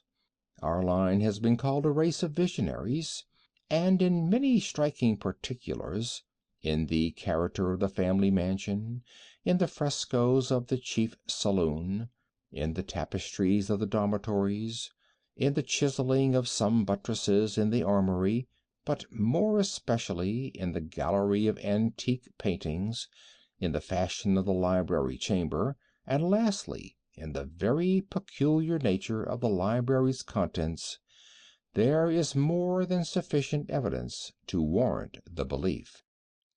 The recollections of my earliest years are connected with that chamber, and with its volumes, of which latter I will say no more. Here died my mother. Herein was I born. But it is mere idleness to say that I had not lived before, that the soul has no previous existence. You deny it? Let us not argue the matter. Convinced myself, I seek not to convince.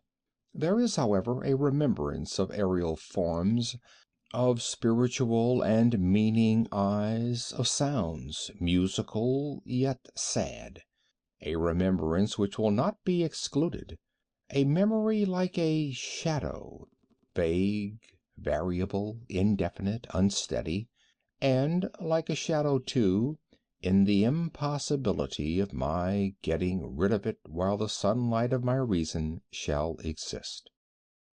In that chamber was I born, thus awaking from the long night of what seemed, but was not, nonentity, at once into the very regions of fairyland, into a palace of imagination, into the wild dominions of monastic thought and erudition. It is not singular that I gazed around me with a startled and ardent eye, that I loitered away my boyhood in books, and dissipated my youth in reverie. But it is singular that as years rolled away, and the noon of manhood found me still in the mansion of my fathers, it is wonderful what stagnation there fell upon the springs of my life. Wonderful how total an inversion took place in the character of my commonest thought. The realities of the world affected me as visions, and as visions only, while the wild ideas of the land of dreams became in turn not the material of my everyday existence, but in very deed that existence utterly and solely in itself. Berenice and I were cousins, and we grew up together in my paternal halls. Yet differently we grew. I, ill of health and buried in gloom; she, agile, graceful, and overflowing with energy. Hers the ramble on the hillside, mine the studies of the cloister. I living within my own heart, and addicted body and soul to the most intense and painful meditation; she roaming carelessly through life, with no thought of the shadows in her path, or the silent flight of the raven-winged hours. Berenice! I call upon her name, Berenice, and from the gray ruins of memory a thousand tumultuous recollections are startled at the sound. Ah, vividly is her image before me now, as in the early days of her light-heartedness and joy. O gorgeous, yet fantastic beauty! O sylph amid the shrubberies of Arnheim! O naiad among its fountains! And then all is mystery and terror, and a tale which should not be told. Disease, a fatal disease, fell like the simoon upon her frame. And even while I gazed upon her, the spirit of change swept over her, pervading her mind, her habits, and her character, and in a manner the most subtle and terrible, disturbing even the identity of her person. Alas! the destroyer came and went. And the victim, where is she? I knew her not, or knew her no longer as Berenice. Among the numerous train of maladies superinducted by that fatal and primary one which effected a revolution of so horrible a kind in the moral and physical being of my cousin, may be mentioned as the most distressing and obstinate in its nature, a species of epilepsy not unfrequently terminating in trance itself, trance very nearly resembling positive dissolution, and from which her manner of recovery was in most instances startlingly abrupt. In the meantime my own disease, for I have been told that I should call it by no other appellation, my own disease then grew rapidly upon me and assumed finally a monomaniacal character of a novel and extraordinary form, hourly and momently gaining vigor, and at length obtaining over me The most incomprehensible ascendancy. This monomania, if I must so term it, consisted in a morbid irritability of those properties of the mind in metaphysical science termed the attentive. It is more than probable that I am not understood, but I fear indeed that it is in no manner possible to convey to the mind of the merely general reader an adequate idea of that nervous intensity of interest with which, in my case, the powers of meditation, not to speak technically, busied and buried themselves in the contemplation of even the most ordinary objects of the universe. To muse for long unwearied hours, with my attention riveted to some frivolous device on the margin or in the typography of a book. To become absorbed, for the better part of a summer's day, in a quaint shadow falling aslant upon the tapestry or upon the floor. To lose myself for an entire night in watching the steady flame of a lamp or the embers of a fire. To dream away whole days over the perfume of a flower. To repeat monotonously some common word until the sound, by dint of frequent repetition, ceased to convey any idea whatever to the mind. To lose all sense of motion or physical existence by means of absolute bodily quiescence, long and obstinately persevered in. Such were a few of the most common and least pernicious vagaries induced by a condition of the mental faculties, not indeed altogether unparalleled, but certainly bidding defiance to anything like analysis or explanation. Yet let me not be misapprehended. The undue, earnest, and morbid attention thus excited by objects in their own nature frivolous, must not be confounded in character with that ruminating propensity common to all mankind, and more especially indulged in by persons of ardent imagination. It was not even, as might be at first supposed, an extreme condition or exaggeration of such propensity, but primarily and essentially distinct and different. In the one instance the dreamer or enthusiast, being interested by an object usually not frivolous, imperceptibly loses sight of this object in a wilderness of deductions and suggestions issuing therefrom, until at the conclusion of a daydream, often replete with luxury, he finds the incitamentum or first cause of his musings entirely vanished and forgotten. In my case the primary object was invariably frivolous, although assuming, through the medium of my distempered vision, a refracted and unreal importance. Few deductions, if any, were made, and those few pertinaciously returning in upon the original object as a centre. The meditations were never pleasurable, and at the termination of the reverie the first cause, so far from being out of sight, had attained that supernaturally exaggerated interest which was the prevailing feature of the disease.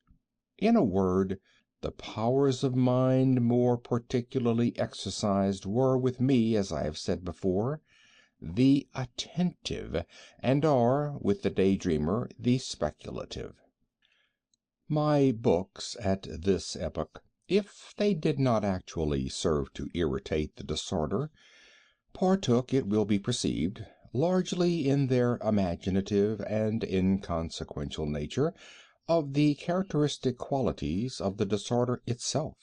I well remember, among others, the treatise of the noble Italian, Silius Secundus Curio, De Amplitudine Beati Regni Dei, St. Austin's great work, The City of God, and Tertullian's De Carne Christi, in which the paradoxical sentence, Mortus est Dei filius, credibile est quia ineptum est, et sepultus resurrexit, certum est quia impossibile est, occupied my undivided time for many weeks of laborious and fruitless investigation.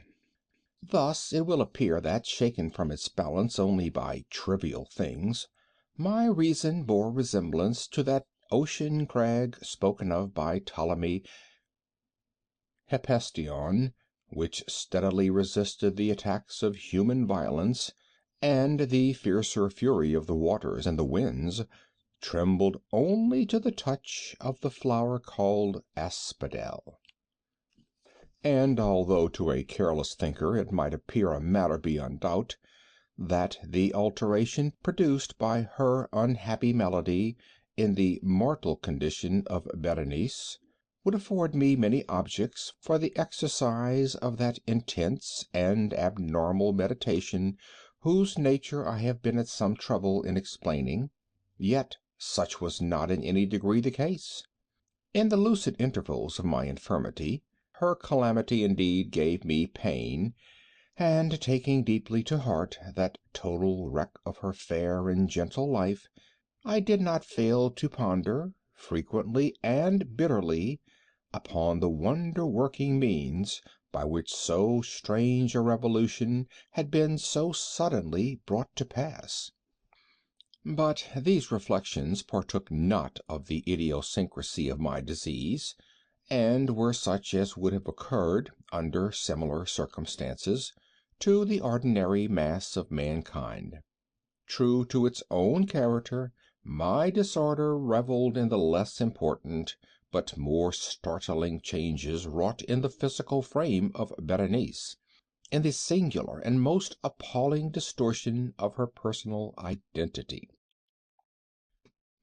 During the brightest days of her unparalleled beauty, most surely I had never loved her. In the strange anomaly of my existence, feelings with me had never been of the heart, and my passions always were of the mind.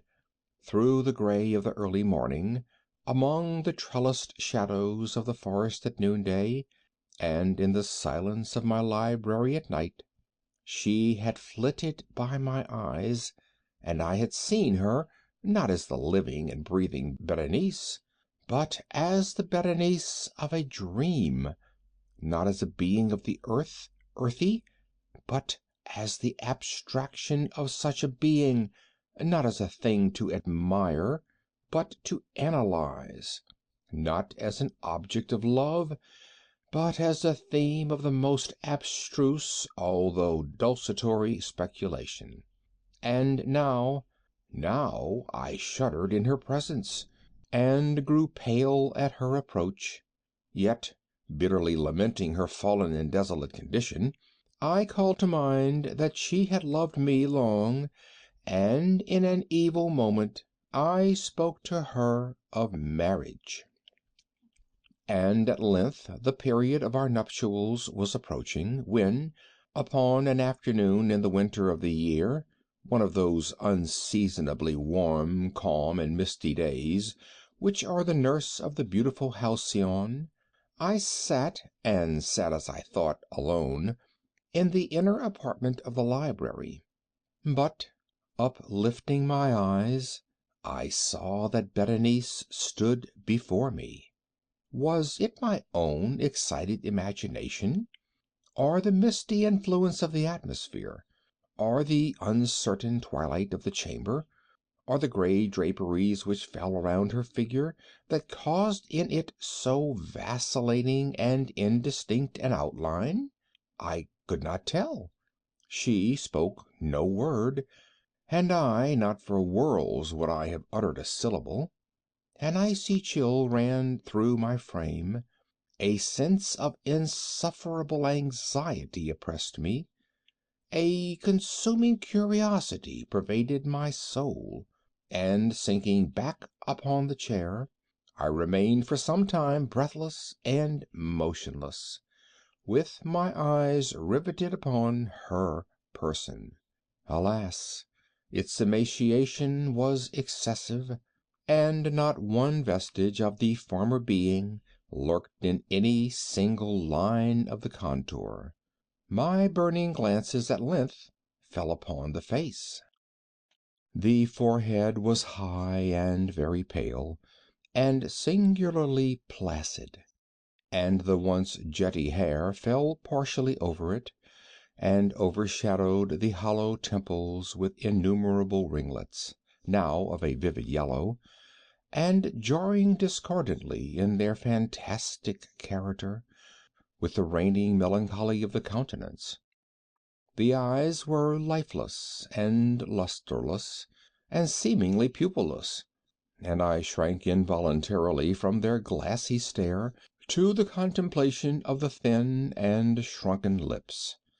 They parted, and in a smile of peculiar meaning the teeth of the changed Berenice disclosed themselves slowly to my view. Would to God that I had never beheld them, or that, having done so, I had died. The shutting of a door disturbed me, and looking up, I found that my cousin had departed from the chamber. But from the disordered chamber of my brain had not, alas, departed, and would not be driven away, the white and ghastly spectrum of the teeth. Not a speck on their surface, not a shade of their enamel, not an indenture in their edges, but what that period of her smile had sufficed to brand in upon my memory. I saw them now even more unequivocally than I beheld them then. The teeth! The teeth! They were here, and there, and everywhere, and visibly and palpably before me, long, narrow, and excessively white, with the pale lips writhing about them, as in the very moment of their first terrible development. Then came the full fury of my monomania, and I struggled in vain against its strange and irresistible influence. In the multiplied objects of the external world I had no thoughts but for the teeth. For these I longed with a frenzied desire. All other matters and all different interests became absorbed in their single contemplation. They alone were present to the mental eye, and they in their sole individuality became the essence of my mental life. I held them in every light, I turned them in every attitude, I surveyed their characteristics, I dwelt upon their peculiarities, I pondered upon their conformation, I mused upon the alteration in their nature, I shuddered as I assigned to them in imagination a sensitive and sentient power, and even when unassisted by the lips, a capability of moral expression. Of Mademoiselle Salle it has been well said, qui tout c'est pas tant des sentiments, and of Berenice I more seriously believed, qui tout c'est donc étant des idées. Ah, here was the idiotic thought that destroyed me. Des idées. Ah, therefore it was that I coveted them so madly. I felt that their possession could alone ever restore me to peace in giving me back to reason. And the evening closed in upon me thus, and then the darkness came and tarried and went, and the day again dawned, and the mists of a second night were now gathering around, and still I sat motionless in that solitary room, and still I sat buried in meditation, and still the phantasma of the teeth maintained its terrible ascendancy, as with the most vivid, hideous distinctness it floated about amid the changing lights and shadows of the chamber. At length there broke in upon my dreams a cry as of horror and dismay, and thereunto, after a pause, succeeded the sound of troubled voices, intermingled with many low moanings of sorrow or of pain. I rose from my seat, and, throwing open one of the doors of the library, saw standing out in the antechamber a servant maiden, all in tears, who told me that Berenice was no more. She had been seized with epilepsy in the early morning, and now, at the closing in of the night, the grave was ready for its tenant, and all the preparations for the burial were completed. I found myself sitting in the library, and again sitting there alone. It seemed that I had newly awakened from a confused and exciting dream. I knew that it was now midnight, and I was well aware that since the setting of the sun Berenice had been interred. But of that dreary period which intervened I had no positive, at least no definite comprehension. Yet its memory was replete with horror. Horror more horrible from being vague, and terror more terrible from ambiguity. It was a fearful page in the record of my existence, written all over with dim and hideous and unintelligible recollections. I strived to decipher them, but in vain, while ever and anon, like the spirit of a departed sound, the shrill and piercing shriek of a female voice seemed to be ringing in my ears. I had done a deed. What was it? I asked myself the question aloud, and the whispering echoes of the chamber answered me, "What was it?" On the table beside me burned a lamp, and near it lay a little box. It was of no remarkable character, and I had seen it frequently before, for it was the property of the family physician. But how it came there upon my table, and why did I shudder in regarding it?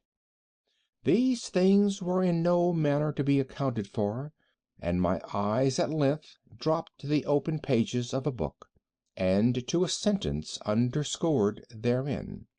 The words were the singular but simple ones of the poet Ibn Zayat: Dicebant mihi sodales, si sepulchrum amicae visitarem, curas meas aliquantulum fore levatas.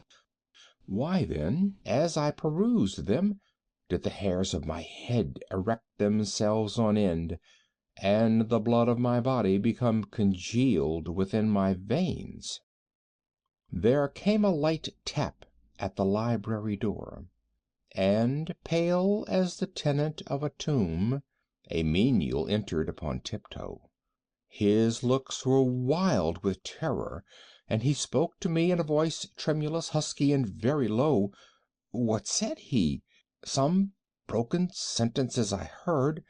He told of a wild cry disturbing the silence of the night, of the gathering together of the household, of a search in the direction of the sound, and then his tones grew thrillingly distinct as he whispered me of a violated grave, of a disfigured body enshrouded, yet still breathing, still palpitating, still alive. He pointed to garments. They were muddy and clotted with gore. I spoke not, and he took me gently by the hand. It was indented with the impress of human nails. He directed my attention to some object against the wall. I looked at it for some minutes. It was a spade. With a shriek I bounded to the table and grasped the box that lay upon it, but I could not force it open, and in my tremor it slipped from my hands and fell heavily and burst into pieces. and from it, with a rattling sound, there rolled out some instruments of dental surgery, intermingled with 32 small, white, and ivory-looking substances that were scattered to and fro about the floor. End of Berenice. The Cask of Amontillado.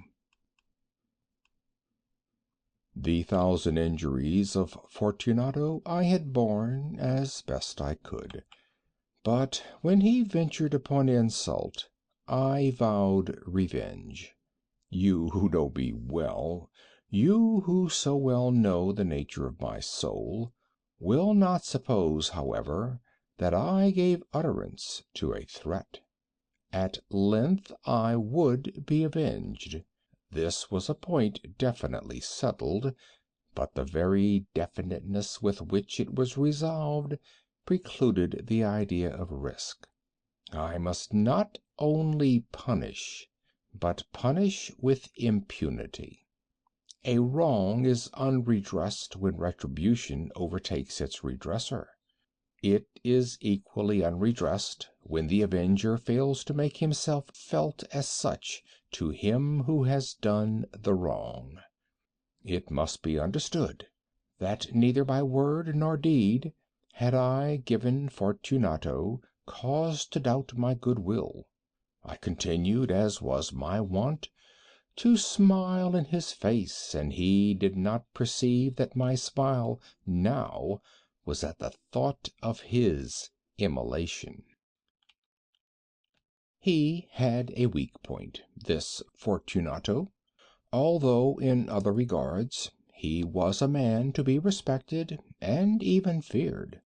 He prided himself on his connoisseurship in wine. Few Italians have the true virtuoso spirit. For the most part their enthusiasm is adopted to suit the time and opportunity, to practice imposture upon the British and Austrian millionaires. In painting and gemmary, Fortunato, like his countrymen, was a quack. But in the matter of old wines he was sincere. In this respect I did not differ from him materially. I was skillful in the Italian vintages myself, and bought largely whenever I could. It was about dusk one evening during the supreme madness of the carnival season that I encountered my friend. He accosted me with excessive warmth, for he had been drinking much. The man wore motley. He had on a tight-fitting parti-striped dress, and his head was surmounted by the conical cap and bells. I was so pleased to see him that I thought I should never have done wringing his hand. I said to him, "My dear Fortunato, you are luckily met. How remarkably well you are looking to-day! But I have received a pipe of what passes for Amontillado, and I have my doubts." "How?" said he. "Amontillado? A pipe? Impossible! And in the middle of the carnival!" "I have my doubts," I replied, "and I was silly enough to pay the full Amontillado price without consulting you in the matter. You were not to be found, and I was fearful of losing a bargain." "Amontillado!" "I have my doubts." "Amontillado!" "And I must satisfy them." "Amontillado!" "As you are engaged, I'm on my way to Luchesi. If anyone has a critical turn, it is he. He will tell me—" "Luchesi cannot tell Amontillado from sherry." "And yet some fools will have it that his taste is a match for your own." "Come, let us go." "Whither?" "To your vaults." "My friend, no. I will not impose upon your good nature. I perceive you have an engagement. Luchesi—" "I have no engagement. Come." "My friend, no. It is not the engagement, but the severe cold with which I perceive you are afflicted. The vaults are insufferably damp. They are encrusted with nitre. Let us go, nevertheless. The cold is merely nothing. Amontillado, you have been imposed upon. As for Luchesi, he cannot distinguish sherry from Amontillado." Thus speaking, Fortunato possessed himself of my arm, putting on a mask of black silk, and drawing a roquelaure closely about my person, I suffered him to hurry me to my palazzo. There were no attendants at home. They had absconded to make merry in honor of the time. I had told them that I should not return until the morning, and had given them explicit orders not to stir from the house. These orders were sufficient, I well knew, to ensure their immediate disappearance, one and all, as soon as my back was turned. I took from their sconces 2 flambeaux, and giving one to Fortunato, bowed him through several suites of rooms to the archway that led into the vaults. I passed down a long and winding staircase, requesting him to be cautious as he followed. We came at length to the foot of the descent, and stood together on the damp ground to the catacombs of the Montresors. The gait of my friend was unsteady, and the bells upon his cap jingled as he strode. "The pipe," said he. "It is farther on," said I, "but observe the white webwork which gleams from these cavern walls." He turned towards me and looked into my eyes with 2 filmy orbs that distilled the rheum of intoxication. "Nitre?" he asked at length. "Nitre," I replied. "How long have you had that cough?"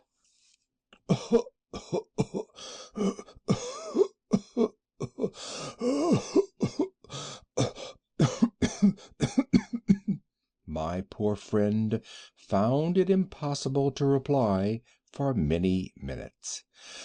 "It is nothing," he said at last. "Come," I said with decision, "we will go back.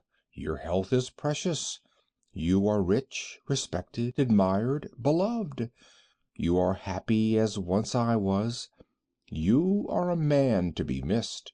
For me it is no matter. We will go back. You will be ill, and I cannot be responsible. Besides, there is Luchesi." "Enough," he said. "The cough is a mere nothing. It will not kill me. I shall not die of a cough." "True, true," I replied, "and indeed I had no intention of alarming you unnecessarily, but you should use all proper caution. A draught of this Medoc will defend us from the damps." Here I knocked off the neck of a bottle which I drew from a long row of its fellows that lay upon the mould. "Drink," I said, presenting him the wine. He raised it to his lips with a leer. He paused and nodded to me familiarly while his bells jingled. "I drink," he said, "to the buried that repose around us." "And I to your long life." He again took my arm, and we proceeded. "These vaults," he said, "are extensive." "The Montresors," I replied, "were a great and numerous family." "I forget your arms." "A huge human foot d'or in a field azure. The foot crushes a serpent rampant, whose fangs are embedded in the heel." "And the motto?" "Nemo me impune lacessit." "Good," he said. The wine sparkled in his eyes and the bells jingled.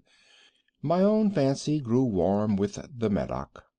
We had passed through walls of piled bones, with casks and puncheons intermingling, into the innermost recesses of the catacombs. I paused again, and this time I made bold to seize Fortunato by an arm above the elbow. "The nitre," I said. "See, it increases. It hangs like moss upon the vaults. We are below the river's bed. The drops of moisture trickle among the bones. Come, we will go back ere it is too late. Your cough—" "It is nothing," he said. "Let us go on. But first another draught of the Medoc." I broke and reached him a flagon of de Grave. He emptied it at a breath. His eyes flashed with a fierce light. He laughed and threw the bottle upwards with a gesticulation I did not understand. I looked at him in surprise. He repeated the movement, a grotesque one. "You do not comprehend?" he said. "Not I," I replied. "Then you are not of the Brotherhood." "How?" "You are not of the Masons?" "Yes, yes," I said. "Yes, yes." "You? Impossible! A Mason?" "A Mason," I replied. "A sign," he said. "It is this," I answered, producing a trowel from beneath the folds of my roquelaire. "You jest!" he exclaimed, recoiling a few paces. "But let us proceed to the Amontillado." "Be it so," I said, replacing the tool beneath the cloak, and again offering him my arm. He leaned upon it heavily. We continued our route in search of the Amontillado. We passed through a range of low arches, descended, passed on, and descending again, arrived at a deep crypt, in which the foulness of the air caused our flambeaux rather to glow than flame. At the most remote end of the crypt there appeared another less spacious.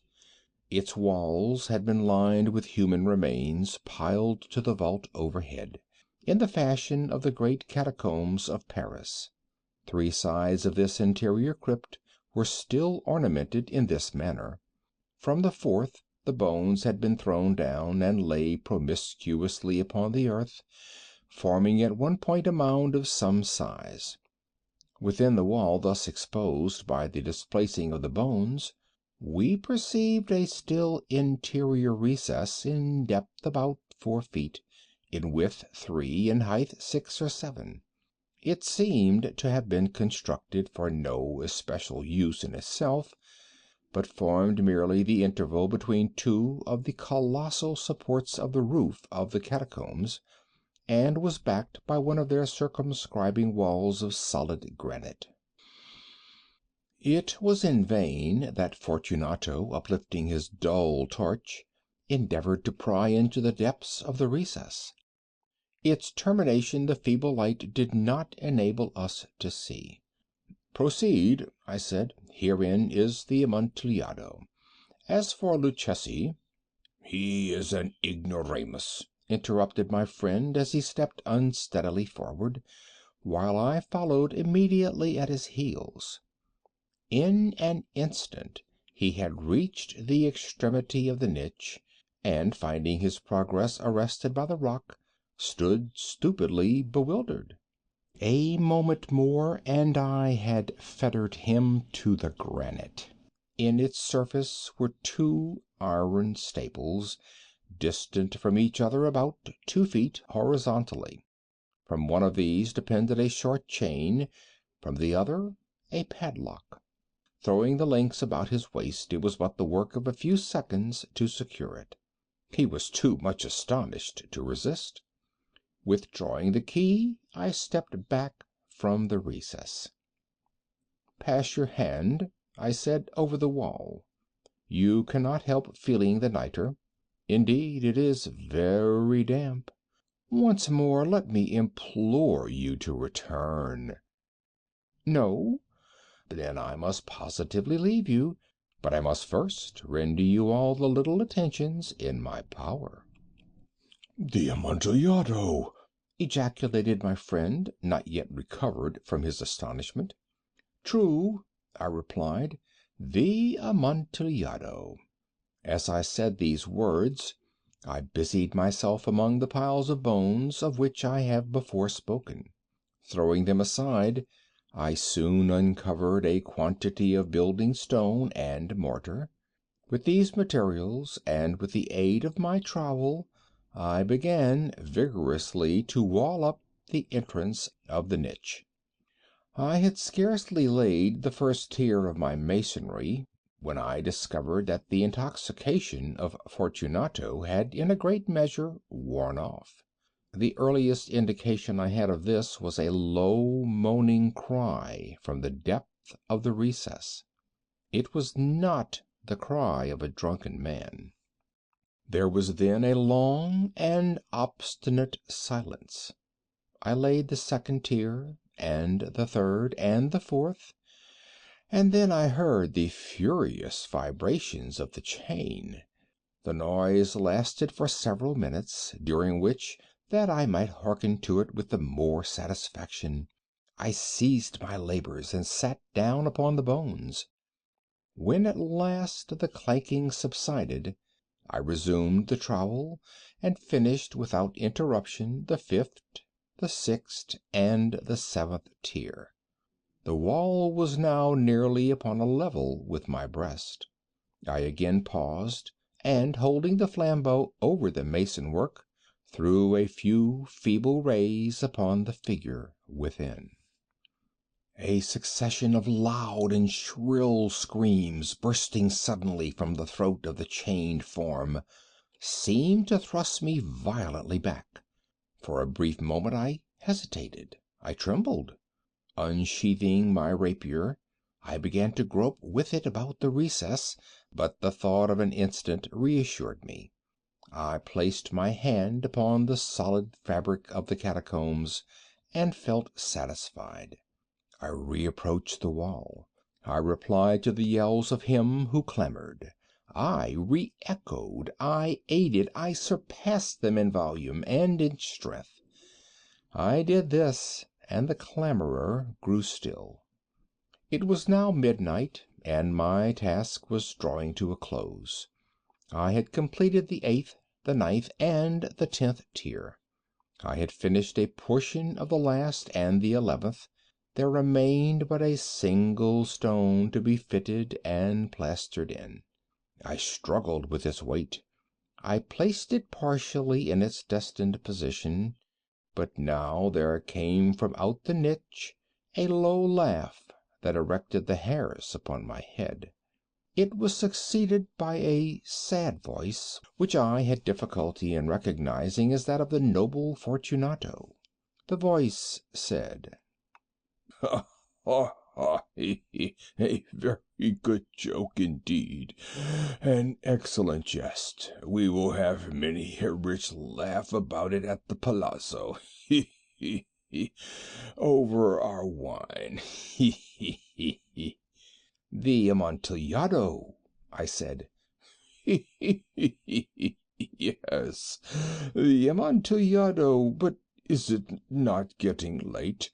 Will they not be awaiting us at the palazzo, the Lady Fortunato and the rest? Let us be gone." "Yes," I said, "let us be gone." "For the love of God, Montresor." "Yes," I said, "for the love of God." But to these words I hearkened in vain for a reply. I grew impatient. I called aloud, "Fortunato!" No answer. I called again, "Fortunato!" No answer still. I thrust a torch through the remaining aperture and let it fall within. There came forth in return only a jingling of the bells. My heart grew sick on account of the dampness of the catacombs. I hastened to make an end of my labor. I forced the last stone into its position. I plastered it up. Against the new masonry I re-erected the old rampart of bones.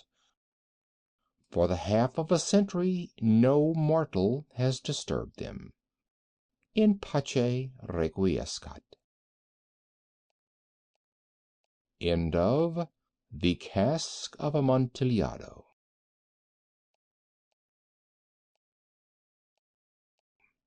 These stories recorded by Phil Chenevert. We hope you enjoyed tonight's sleep audiobook. If you liked this audiobook and want to listen to more, please check out our channel at Sleep Audiobooks. And if you prefer to listen to each story individually, they will also be uploaded to our secondary channel at Sleep Chapters. You can access our entire catalog of bedtime story audiobooks through our web app, which can be found at sleepaudiobooks.com. There, you will also find our suite of sleep tools, including a complimentary Better Sleep Quick Guide if you sign up to our mailing list. Links are in the description below. All likes, comments, and especially subscribing help this channel grow so that we can reach more night owls in our quest to help as many people sleep easier so they can live their lives more fully during the day. We appreciate your support and wish you a very excellent night's sleep. This is Sleep Audiobooks.